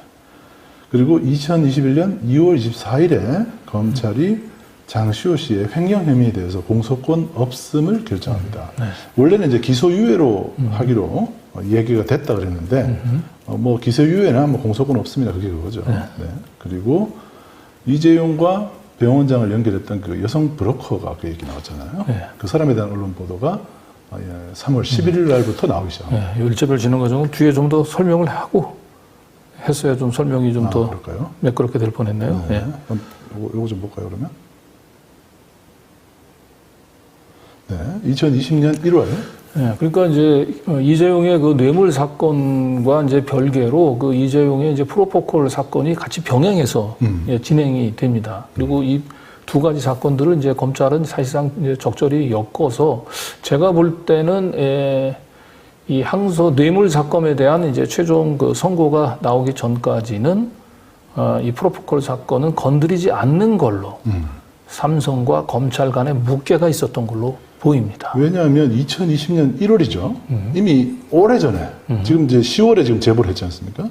10월, 네. 10월에. 자, 요거는 이제 그 신땡땡 성형외과가 아니고 김땡땡 성형외과입니다. 아, 다른 병원. 별개의 사건이 이미 이재용의 프로포콜 사건이 이미 이제 검찰의 수사가 의뢰된 상태예요. 네. 근데 이걸 사실은 건드리지는 않았어요. 검찰이. 그런 상태에서 검찰이 이재용 뇌물 사건을 연기를 합니다. 예. 뭔가 이 뇌물 사건과 이 프로포콜 사건을 좀 발전을 시켜서 그걸로 뭔가 이 뇌물 사건에 좀 영향을 주고 싶은 좀 의도가 읽히죠. 네. 예. 2월 14일입니다. 자, 그리고 그런 상황에서 10월 25일 날 드디어 이제 장시호 씨가 이재용의 치명적인 핸디캡을 이제 제보를 하게 되는 거죠. 네, 이건 이제 다른 병원입니다, 또. 네. 김모 씨가 아니고 신모 씨의 성형외과. 벌써 이제 그 프로포콜 지금 2건이 걸린 거예요. 네. 이재용 부회장의 경우는. 네. 그리고 그 다음날 뇌물 사건 공판이 재개됩니다. 네. 자, 그리고 그 다음 해에 1월 18일에 법정 구속이 되죠. 이때까지도 검찰은 이재용의 상습 프로포콜 투약 부분들에 대해서 건드리진 않아요. 예. 제보를 했는데도 10월 25일에 제보를 했는데도 이재용 프로포폴 얘기가 안 나옵니다. 네, 이 사이에 이미 그 구속된 신 씨는 구속도 됐고요. 재판까지 받아서 거의 이제 선고가 임박한 상황이 됐는데도 이재용 경우는 건드리지 않습니다. 마약 사건은. 네. 그리고 자, 경기 남부경찰청이 이재용 모발을 채취했다. 신모 병원에서. 저때 이제 그러니까 결국은 이재용에 대한 법정 구속, 그러니까 이 징역 2년 6개월 파기환송심이 나온 다음에 결국 상고를 그 위로 이제 포기를 해서 확정이 되죠. 네. 저걸 다 이제 확정이 되고 난 뒤에 이제 비로소 이제 그 이재용에 대해서 마약 사건에 대해서 수사에 착수하는 겁니다. 이래서 이제 저희가 의심하는 것은 결과적으로 그 장시호 씨로부터 이제 이재용의 치명적인 핸디캡, 마약과 관련된 치명적 핸디캡 정보를 입수하고도 검찰이 수사에 착수하지 않는 대신에 삼성과 뭔가 모종의 딜을 한 게 아닌가. 한 2년 6개월 정도 실형을 살게 좀 그런 부분들에 대해서는 혐의를 어느 정도 인정하는 게 좋지 않겠냐라고 하는 그런 딜과 묵계가 있었을 가능성이 높다. 그렇지 않았다면 사실 저걸 오랫동안 정보를 입수하고도 저 선고가 내려지기 한 5개월 가까이 저걸 굳이 수사를 하지 않을 이유가 없었거든요. 예. 자, 그래서 3월에 언론 보도가 잠깐만요. 화면. 네. 3월에 언론 보도가 나오고 6월에 이재용 회장이 약식 기소가 됩니다. 프로포폴. 근데 약식 기소 처음에 약식 기소될 때는 장시호 씨가 제보했었던 신땡땡 성형외과 사건이 아니고 처음에 2020년 1월 달에 국민권익위에서 수사 의뢰했던 김땡땡 성형외과 사건으로만 약식 기소를 합니다. 거의 1년 반이 지나서 저렇게 약식 기소를 했군요. 네. 그리고 신땡땡 성형외과 사건이 검찰로 이송이 됩니다. 이게 이제 2021년 6월 14일입니다. 네. 이미 장시호 씨가 2020년 10월 달에 예상했던 대로 용인에서 수사했던 신땡땡 사건이 검찰로 이송이 되고요. 그리고 검찰이 이재용 프로포폴 사건을 정식 재판으로 청구합니다. 네. 이거 장시호 씨가 예상했던 대로잖아요. 네. 용인경찰서에서 수사했던 신땡땡 사건을 서울중앙지검에서 병합한데 저 서울중앙지검으로 병합된 겁니다. 용인경찰서에서 수원지검으로 보내고 수원지검이 서울중앙지검으로 보내가지고 기존의 김땡땡 사건, 약식 기소된 김땡땡 사건과 신땡땡 성형외과 사건을 합칩니다. 네. 이게 이제 2021년 6월 17일입니다. 네. 그리고, 2달 뒤에 이재용 회장이 광복절 가석방 출소를 하게 됩니다. 네. 그리고 출소하고 나서, 그리고 이재용 프로포폴 사건은 벌금 7천만 원에 마무리가 됩니다. 2021년 10월 24일이죠. 네, 이 과정이 결국에는 이제 프로포폴 사건하고 뇌물 사건하고 이게 프로포폴 사건이 일종의 약간 대기 상태에 있었던 거죠. 뇌물 사건이 처리될 때까지. 그러니까 뇌물 사건이 이제 그 최종 선고가 날 때까지 검찰에서는 정보를 2건의 마약 사건에 대한 첩보를 쥐고도 수사를 진행을 하지 않았던 겁니다. 이거는 명백한 이제 이재용 부회장에 대한 봐주기라고 볼 수가 있죠. 만약에 장시호 씨가 예고했던 대로 이재용 부회장이 피에로 복장을 하고 와서 상습적으로 프로포콜, 그것도 여성을 데리고 와서 난잡한 이제 그런 장면을 연출하면서 프로포콜을 투약한 사실들로 만약에 기소를 했다고 한다면 과연 이재용 부회장이 파기환송심에서 그냥 고작 시형 2년 6개월 받고 풀려날 수 있었겠냐는 거죠. 그래서 사실은 검찰은 이재용 부회장에 대한 마약 사건에 대한 수사 착수 시기, 신땡땡 성형외과 사건을 최대한 미뤘고, 그리고 이 뇌물 사건에 대한 최종 선고가 이루어지고 난 이후에 수사에 이제 착수하는 것처럼 대외적으로 그렇게 모양새를 이제 갖춘 거죠. 네. 이제 기자들이 이제 계속 이거를 가지고 지금 영향을 받고 있는 것 같아서 좀 설명을 좀 더 자세히 드리겠습니다.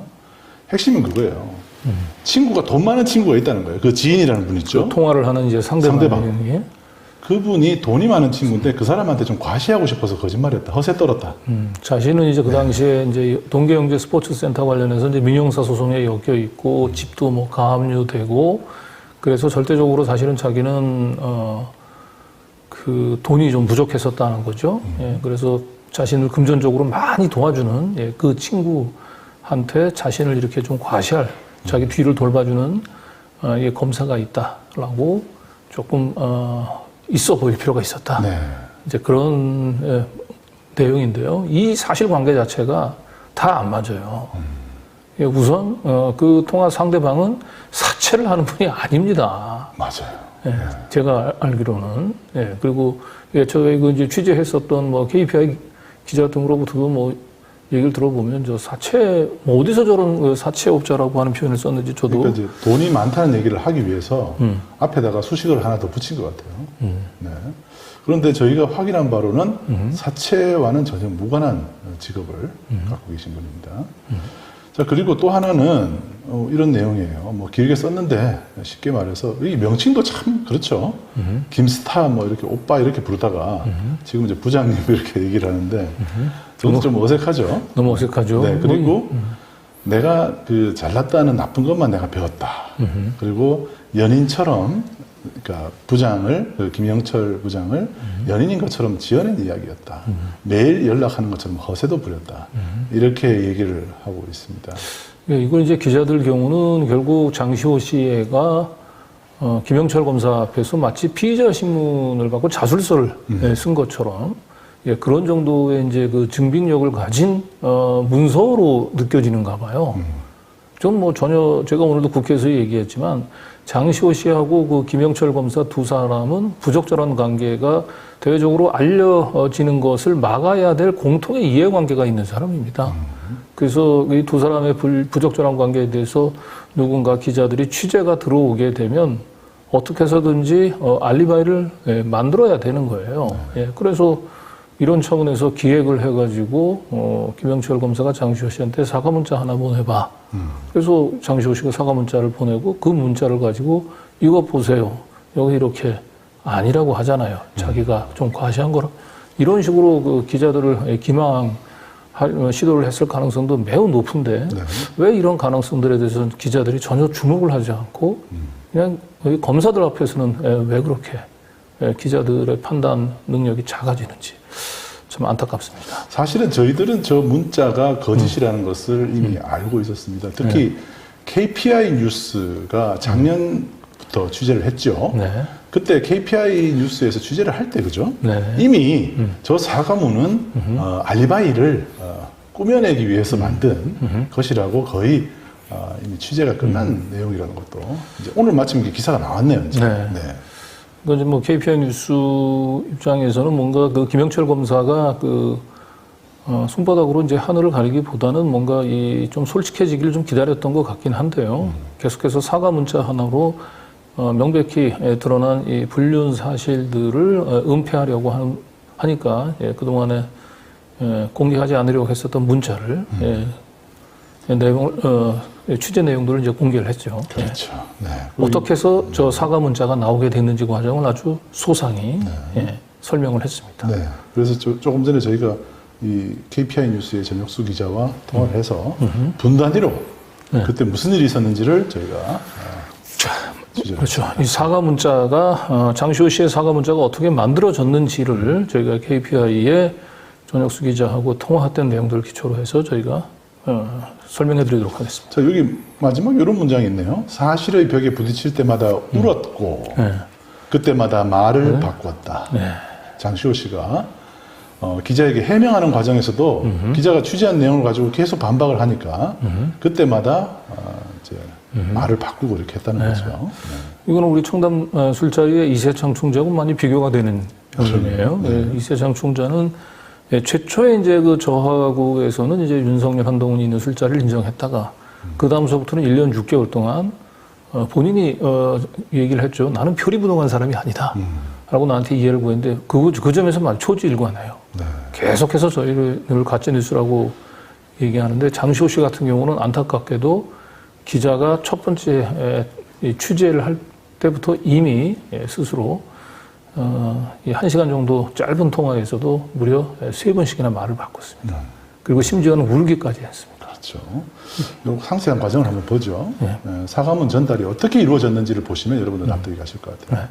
처음에는 이 A가 나간 뒤 15분인가 20분 뒤에 나왔다.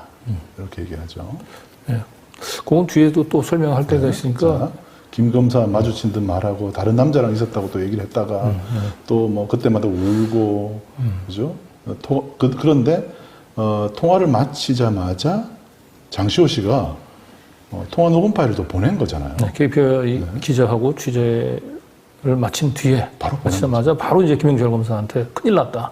기자가 취재 들어왔다. 라고 하면서 기자와 나눴었던 통화 녹취 파일을 그대로 보냈다는 겁니다. 그리고 1시간 동안 내내 수시로 절대 김 검사님한테는 말하지 말아달라고 신신당부를 해놓고는 스스로 기자와의 통화 내용을 바로 전달한 거죠. 그리고 1시간 뒤에 김 검사에게 사과 메시지를 보냈고 1시간이 지난 다음에 그리고 그 사과 메시지를 다시 KPI 뉴스 기자에게 김 검사가 또 보냈다는 거예요. 그래서 KPI 뉴스 기자로 봤을 때는 저는 맥락에 비추어 알리바이용 기획 사과문의 의구심을 떨치기는 어렵다. 이렇게. 요거를 이제 저희가 표로 좀 타임라인을 한번 만들어 봤어요. 11월 7일이었죠.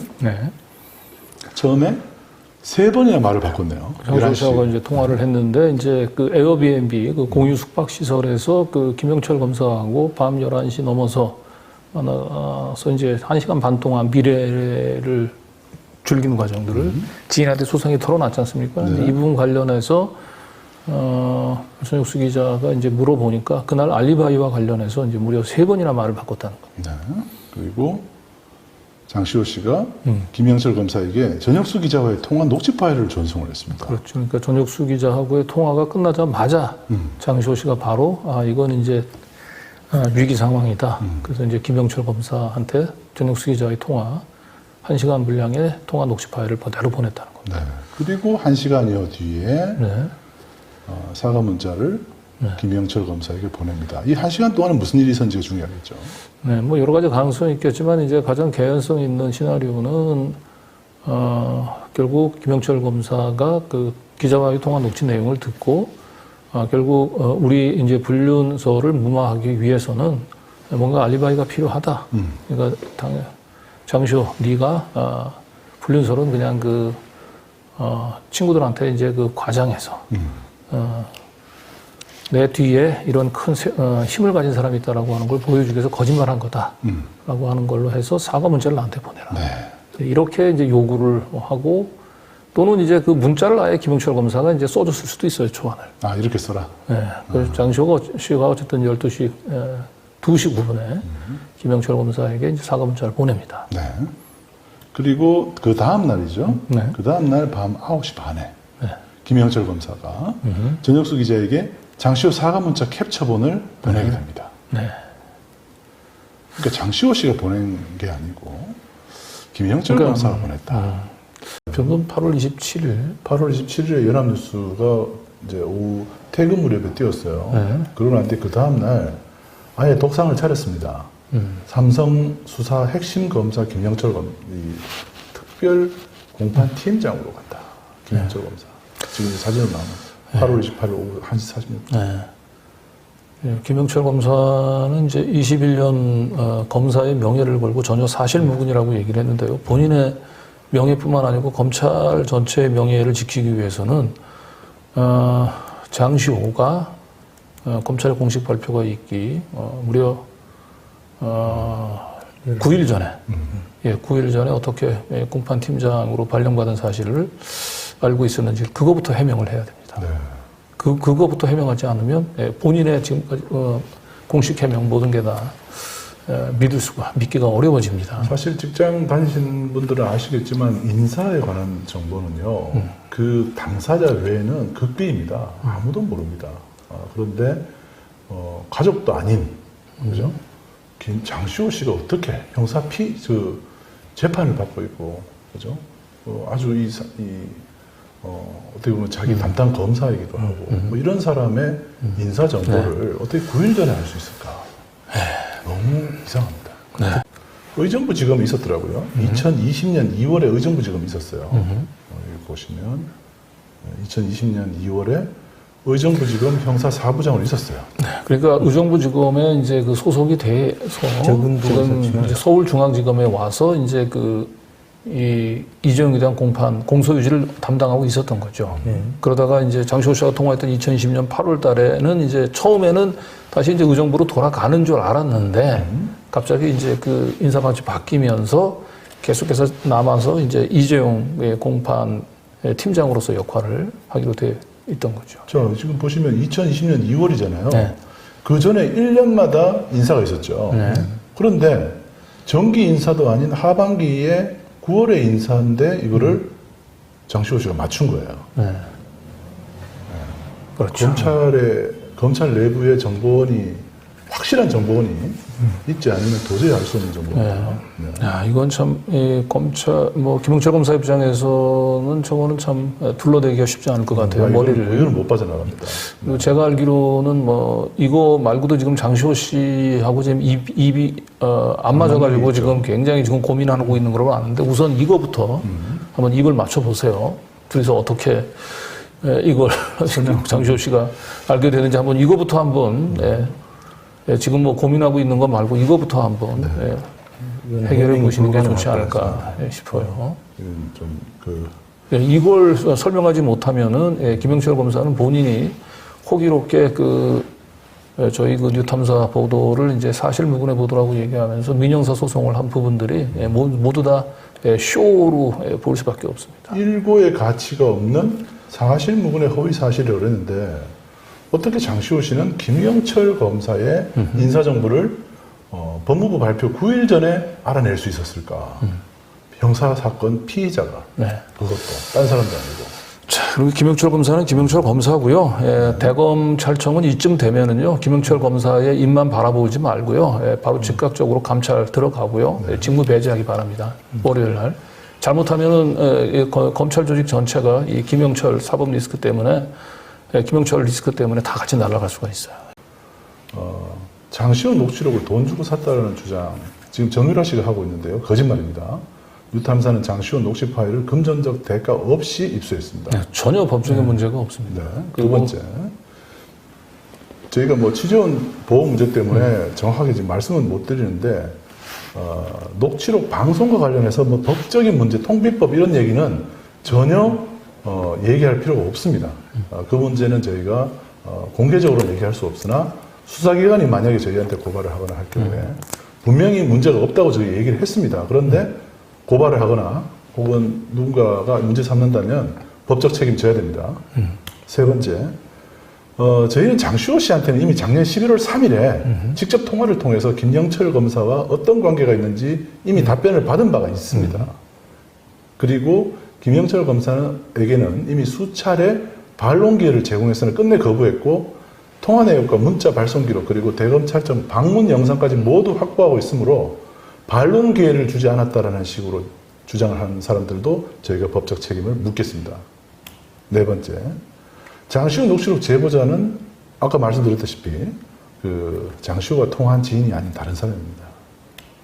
다섯 번째, 저희는 녹취록만으로 보도하고 있지 않습니다. 여러분도 계속 보고 계시지만 이미 사실로 확정된 다른 팩트들과의 교차 검증을 통해서 사실로 믿을 만한 부분만 골라서 신중하게 보도하고 있습니다. 특히 오늘 같은 경우도 굉장히 여러분들 흥미를 끌 만한 그런 녹취가 많이 있습니다. 그런데 과감하게 포기하고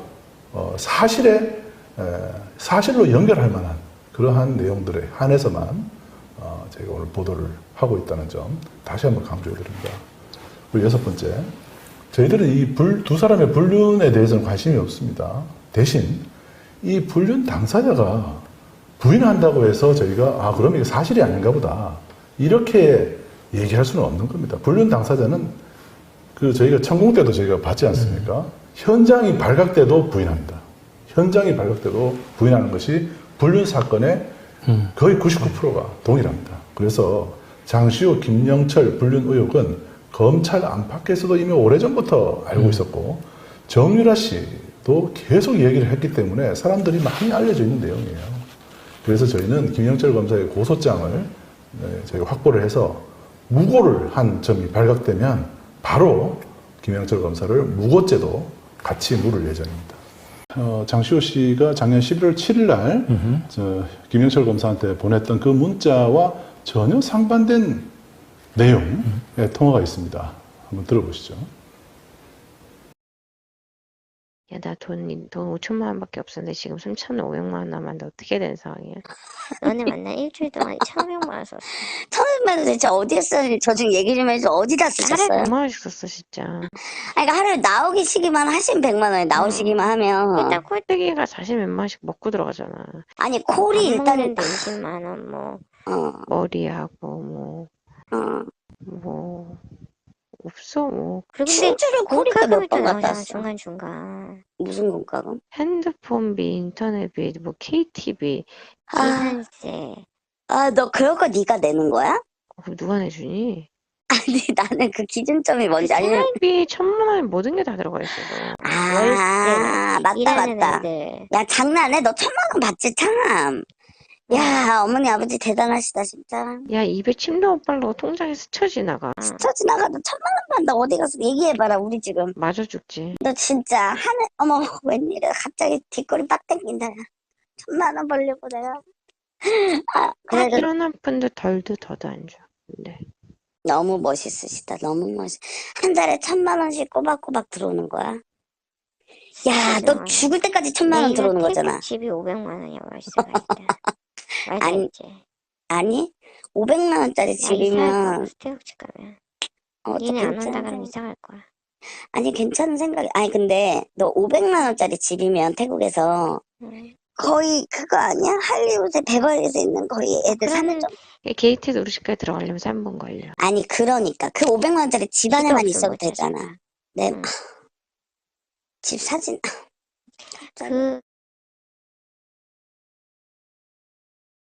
네. 여기 보시면은 지인분이 그렇게 뭐 부유한 것 같은 느낌이 안 들어요. 네, 지인분은 일반 월급쟁이에요. 일반 월급쟁이 굉장히 소박하죠. 네. 그러니까 월 1,000만 원씩 이제 따박따박 부모님으로부터 받아 쓴다고 얘기하니까 한 달에 1,000만 원. 내가 그거 보려면 몇 달이요? 몇 년이요? 너무 멋있으시다. 뭐 이렇게 얘기하지 않습니까?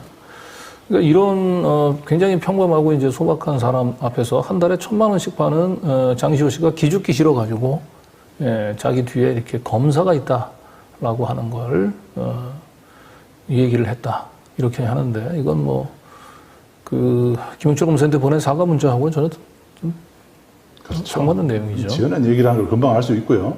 이런 식으로 계속 있습니다. 1300개 녹취 파일은 김영철 검사나 장시호 씨가 뭐라고 얘기하든 계속 그 상반되는 증거들이 계속 나옵니다. 장시호 씨는 뭔가 해명을 할 때마다 과거에 본인이 했던 얘기들 때문에 자기의 입을 꼬매고 싶을 거예요.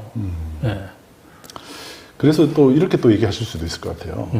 에이, 그래도 설마 1000만 원 용돈 받겠어. 그냥 친구한테 좀 허세 떨은 거겠지. 이렇게 또 얘기를 김영철 검사가 또 한다면은 뭐 할 것 같아요. 그래서 저희가 또 준비를 했습니다. 아버지로부터 실제로 입금받은 거래 내역입니다. 예. 이게 왜 저희가 이 파악을 하게 됐냐면 아버지가 직접 장시호 씨한테 돈을 보냈으면 이걸 저희가 확보할 수가 없죠. 그런데 바로 안 보내고 누군가를 경유해서 보냈습니다. 900만 원이죠. 물론 1000만 원은 아닙니다. 그런데 이렇게 큰 돈을 매월 보내고 있다는 것도 저희가 확인을 했습니다. 네, 저거는 이제 장석철 씨하고 그 어머니하고 그러니까 장시호 씨의 이제 부모가 이혼 상태니까 아버지가 어머니가 또 보내는 돈이 또 있을 수 있어요. 네. 그리고 이제 또 제가 취재한 바에 따르면 또 장시호 씨는 이 매달 이렇게 그 계좌로 그 1000만 원씩 받는 거 외에 그 카드를 어마어마하게 또 씁니다. 예, 그래서 이제 한도가 한 1억 정도 되는 이제 카드를 가지고 최고 카드 값이 한 5천만 원 이렇게 나오는 때도 있다고 얘기를 들었거든요. 예, 이런 정도 되는 재력을 가진 장시호 씨가 그 뭐 국정농단 사건 때문에 이제 자신의 집이 가압류돼 있는 것은 맞을 것 같아요. 제주도에 있는 집이. 그러나 태국에 500만 원 그 월세를 사는 그런 집도 있고 카드 그냥 펑펑 쓰고 매달 1000만 원씩 받고 이런 장시호 씨가 뭐가 꿀려서 지인 A 씨한테 자기가 더 있어 보이려고 이 검사 내 뒤에 검사가 있다라고 하는 거짓말을 하겠습니다. 이거는 적어도 김영철 검사한테 보낸 사과 문자하고는 맞지 않는데요. 그리고 여기 A 씨는 그 지인 A 씨는 아닙니다. 저희가 익명으로 다른 거예요. 다른 사람입니다.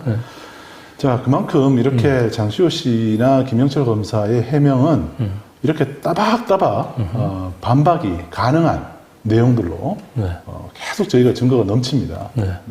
손해를 보고 있다고 해서 손해배상 청구 소송을 했거든요. 장시호 씨를 상대로. 그런데 이제 계속 제대로 지금 장시호 씨에게 송달이 되지 않으니까 재외동포청을 이제 통해 가지고 해외에 있다라고 이제 얘기를 하니까 장시호 씨의 이제 그 주거를 이제 파악을 한 결과 태국에 머무르고 있다. 태국에 있다라고 하는 게 나왔고 장시호 씨가 이제 보통 우리가 이제 해외로 나가게 되면은 해외 체류가 되는 이제 주소지를 적게 돼 있잖아요. 예. 그래서 이제 주소가 이제 파악이 됐는데요. 주소지가 이렇게 딱 나와 있어요. 네네. 그래서 이거 이제 그 비디오워치에서 이제 공개를 했고 이걸 그 우리 저 최한욱 TV에서 그대로 저희는 뭐 이렇게 이제 개인 정보가 될 수도 있어서 실제 거주지는 좀 가렸습니다만 그걸 이제 그대로 아마 공개를 한 것 같죠. 예, 실제로 장시호 씨가 뭐 사실 저기 살고 있지 않기 때문에 저한테 그런데 이 주소지를 보고 우리 태국에 있는 이 교포 우리 이 교포 시민 기자분이 직접 저곳을 갔다 온 모양이에요. 예. 그 태국에 계신 분의 제보 내용은 제보가 저희한테 왔어요. 그래서 이분의 말씀은 태국에 10년째 살고 있고 그리고 대통령 선거도 못하고 토요 집회도 못 나가서 항상 미안한 마음인데 어제 최한욱 TV를 보다가 장시호 태국 주소가 나오는데 제가 사는 동네라서 가보고 알리 드리려고 합니다. 라고 주소를 그대로 이제 표기를 해주셨어요. 여기에 가봤더니 파타야 시내하고는 20-30분 떨어진 곳이고 관광지가 아닌 주거단지다. 그리고 에어비앤비나 하루씩 묵는 곳이 아닌 1년, 2년 단위의 렌트를 하거나 법인으로 사야만 주거할 수 있는 500집 이상의 고급 단지입니다. 입구에서는 경비분이 신분증이랑 차량을 사진 찍고 들어갈 수 있었습니다. 네. 이분이 직접 가보셨어요. 근데 아마 장시호 씨가 이제 저곳에 지금 살고 있지는 않은 것 같고요. 사실상 이제 장시호 씨는 지금 도주 상태, 잠적 상태에 있습니다. 그러면서 이제 선택적으로 자신의 말을 이제 믿어줄 것 또는 이제 믿고 싶어하는 이제 그 기자들만 이제 골라서 지금 아마 자신의 입장들을 좀 전달하고 있는 것 같아요. 여기 이제 교포분이 찍어오신 영상이 좀 이따 보시겠습니다. 네.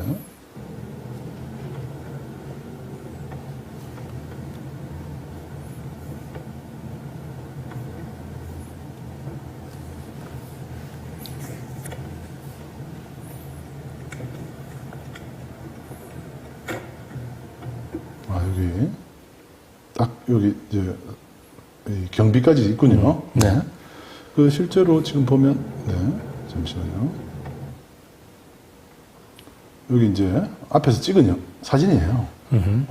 굉장히 의리의리하죠. 그렇습니다. 태국에서 최상류층들만 살 것 같은 그런.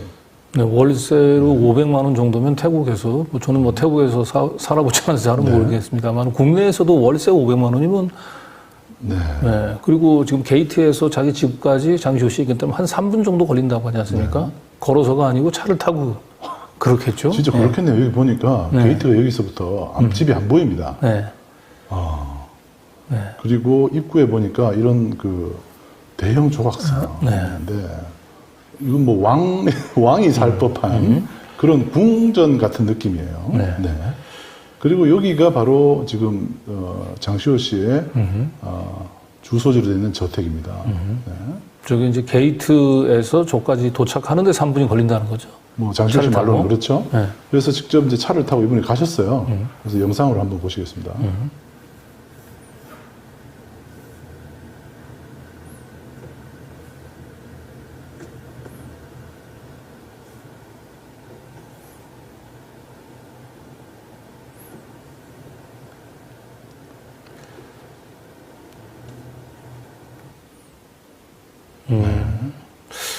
이게 그러니까 이제 제주도에 가면 그 비오토피아라고 있잖아요. 그 뭐 SK나 이런 재벌들 뭐 또 유명 인사들만 모여 사는 비오토피아라고 있는데 그런 곳인 모양이네요. 그러니까 그 게이트 그러니까 공동 주거 단지네요. 태국에 그러니까 아까 얘기했던 대로 태국의 비버리 힐스라고 하는 곳에 살고 있는 것 같은데 뭐 월세 500만 원이면 뭐 대충 머릿속에 그려지죠. 그런데 그 저희가 어제 어제가 아니고 지난 일요일에 공개했던 영상이었던 것 같은데, 그 자기가 태국에 가 있다는 얘기를 장시호 씨가 한 게 아니고요. 김영철 검사가 태국에 1년간만 좀 찌그러져 있어라는 말을 했다고 그러죠. 네. 그 녹취, 음성 통화를 한번 들어보시겠습니다. 네. 그래서 애틋이 아니라 오늘은 애로하게 헤어졌구나. 자기 이렇게 가는 게 너무 기분이 억같대. 왜? 난 전혀 상관없다고. 왜 상관없는데? 미안하다 이거지 뭐 맞다 그렇게 가니까. 어머 웬일이야. 왜 집에 가야 되냐 계속 자고 가라 그런다. 난 들어갈 수가 없죠. 그 와중에 자기야 나 태국에서 들어와서 술집 할 거야 그랬다가 딱이 맞았다 야. 걱정이 맞았다 야. 진짜야? 그럼 자기가 데리고 여는 순간 그 가게는 자기가 짜증나. 생각해보니까 너 때문에 바로 그거 맞을 것 같아. 채무조사 씨고 괜히 막 나 끌려가는 거 아니냐고 지금. 딱 1년만 변호사 할 때까지만 기다릴게 또 왜? 또 1년이 했어 4년인데 너 1년 뒤엔 또 뭐 검찰총장 한다고 또 기다리라 그러지? 그래. 그랬더니 절대 안 할 거야. 변호사 개업 갖다 놓을 거야. 집 사주고 다 차 사주고 다 해줄 테니까 아무것도 하지 말고 태국에서 1년만 찌그러져 있으래. 그렇게까지 말해? 너 뭐 오라는데 막 얘기했어. 나는 분명히 술집 한다고 얘기했어 이걸로. 너 오라는데 많아서 좋겠다. 잠깐만 가는지 확인 좀 해보고 또 듣고 있을 수도 있어 인간. 뭐야? 이긴가 성격에도 듣고 있어.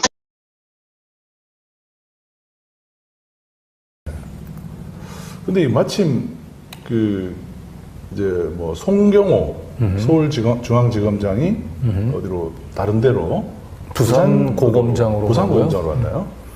그리고 그 김건희 명품백 수수 의혹 수사를 맡았던 김창진 검사라는 사람이 법무연수원으로 갔네요. 네. 먼저 이제 서울중앙지검장 송경호 비운 자리를 이제 완전 찐윤이라고 얘기하죠. 찐윤 검사. 전주지검에 있으면서 이제 문재인 전 대통령의 이제 전 사위의 어머니를 조사했었던 그 이창수 검사장이 서울중앙지검장으로 검사장 승진된 지 1년 만에 서울중앙지검장이 됐어요. 이건 굉장히 또 뭐 파격적인 발탁이죠. 근데 이 사람이 이창수 중앙지검장 새로 임명된 사람이 윤석열 대통령하고는 또 굉장히 가까운 사이라면서요. 그리고 이제 서울중앙지검장 밑에 이제 1, 2, 3, 4차장 차장 검사들 4명이 전부 다 바뀌었습니다. 왜 바꿨을까요, 저렇게? 지금은 이제 그 윤석열, 한동훈 그 두 사람 중에 누가 이제 그 장악을 하느냐가 사실은 관전 포인트였는데 일단은 대통령실이 이제 민정수사까지 동원을 하는 이제 강수를 둔 끝에 일단 서울중앙지검은 전부 친윤 라인으로 사실상 교체를 한 것 같습니다. 장시호 씨는 삼성이 동계스포츠 영재센터에 후원금 16억 원을 내도록 압박한 혐의 등으로 지난해 11월 구속됐습니다.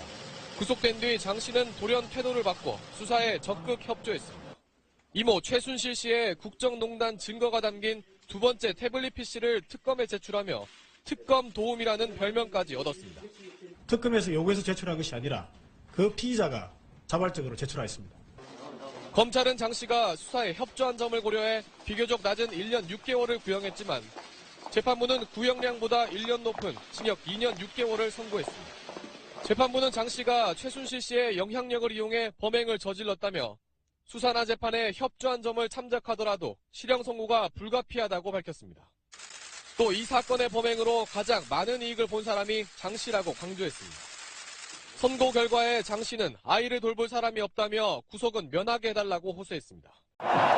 서울 대한문 앞에는 대통령 탄핵에 반대하는 보수단체 참가자들이 모였습니다. 태극기를 든 참가자들 사이로 군복을 입은 집회 참가자들도 눈에 띄었습니다. 보수단체들은 헌재가 최종 변론일을 오는 27일로 정해 졸속으로 탄핵 심판을 하려 한다며 대통령 탄핵 기각 등을 촉구했습니다. 참가자들은 이번 사태가 고영태 일당의 기획된 음모라고 주장하며 헌법 위반의 누명을 쓴 대통령을 지키기 위해 모두 나서야 한다고 촉구했습니다. 대한민국은 참가자들은 집회에 이어 서울 대한문과 서울역 등을 거치는 행진도 이어갔습니다. 주최 측은 헌재의 최종 변론이 끝난 직후인 오늘 28일부터 헌재 앞에서 무기한 단식에 돌입한다고 예고했습니다. 또 다시 한 번 더 이제 박근혜 전 대통령의 반응이 저는 상당히 궁금합니다. 이 사건의 모든 핵심은요, 박근혜입니다. 장시호의 어떤 사법거래, 이 녹취록 관련했던 것들도 어쨌든 특검이 박근혜에 관련해가지고 제명을 밝혀야 되기 때문에, 국정농단을 밝혀야 되기 때문에 모든 중심에는 박근혜가 엮여져 있습니다. 근데 당사자인 박근혜는 사면 복권된 이후에 오직 유영하 변호사의 발의가 되고 또 진실, 정의와 거리가 먼 하나의 멍청한 할머니로 찍어버렸습니다. 박근혜로 인한 이 사건들, 그러면 이 사건의 키는 박근혜가 쥐고 있는 겁니다. 네. 박근혜가 왜 입을 닫아버리고 진실, 정의에 대해서 외면해버릴까요? 그러다 보니까 이런 것들이 터져 나옵니다.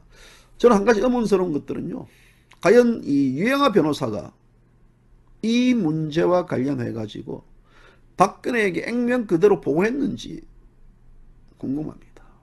그리고 보고를 했다 그러면 박근혜가 어떤 반응을 보였는지.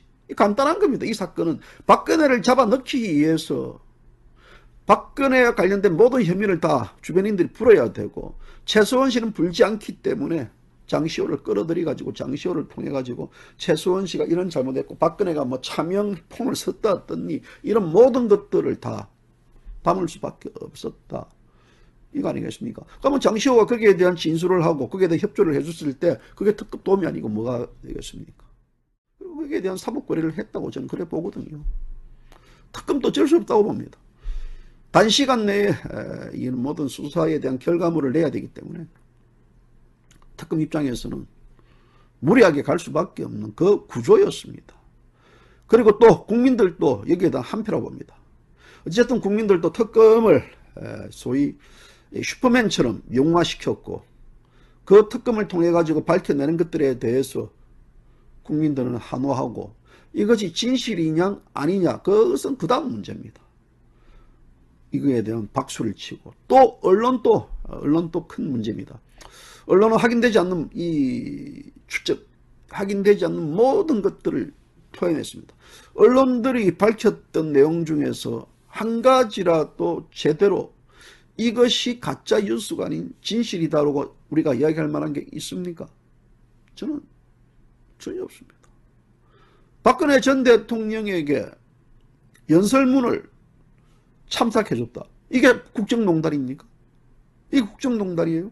박근혜는 뭐라고 이야기했습니까? 박근혜는 최수원이를요, 가정부로 취급했습니다.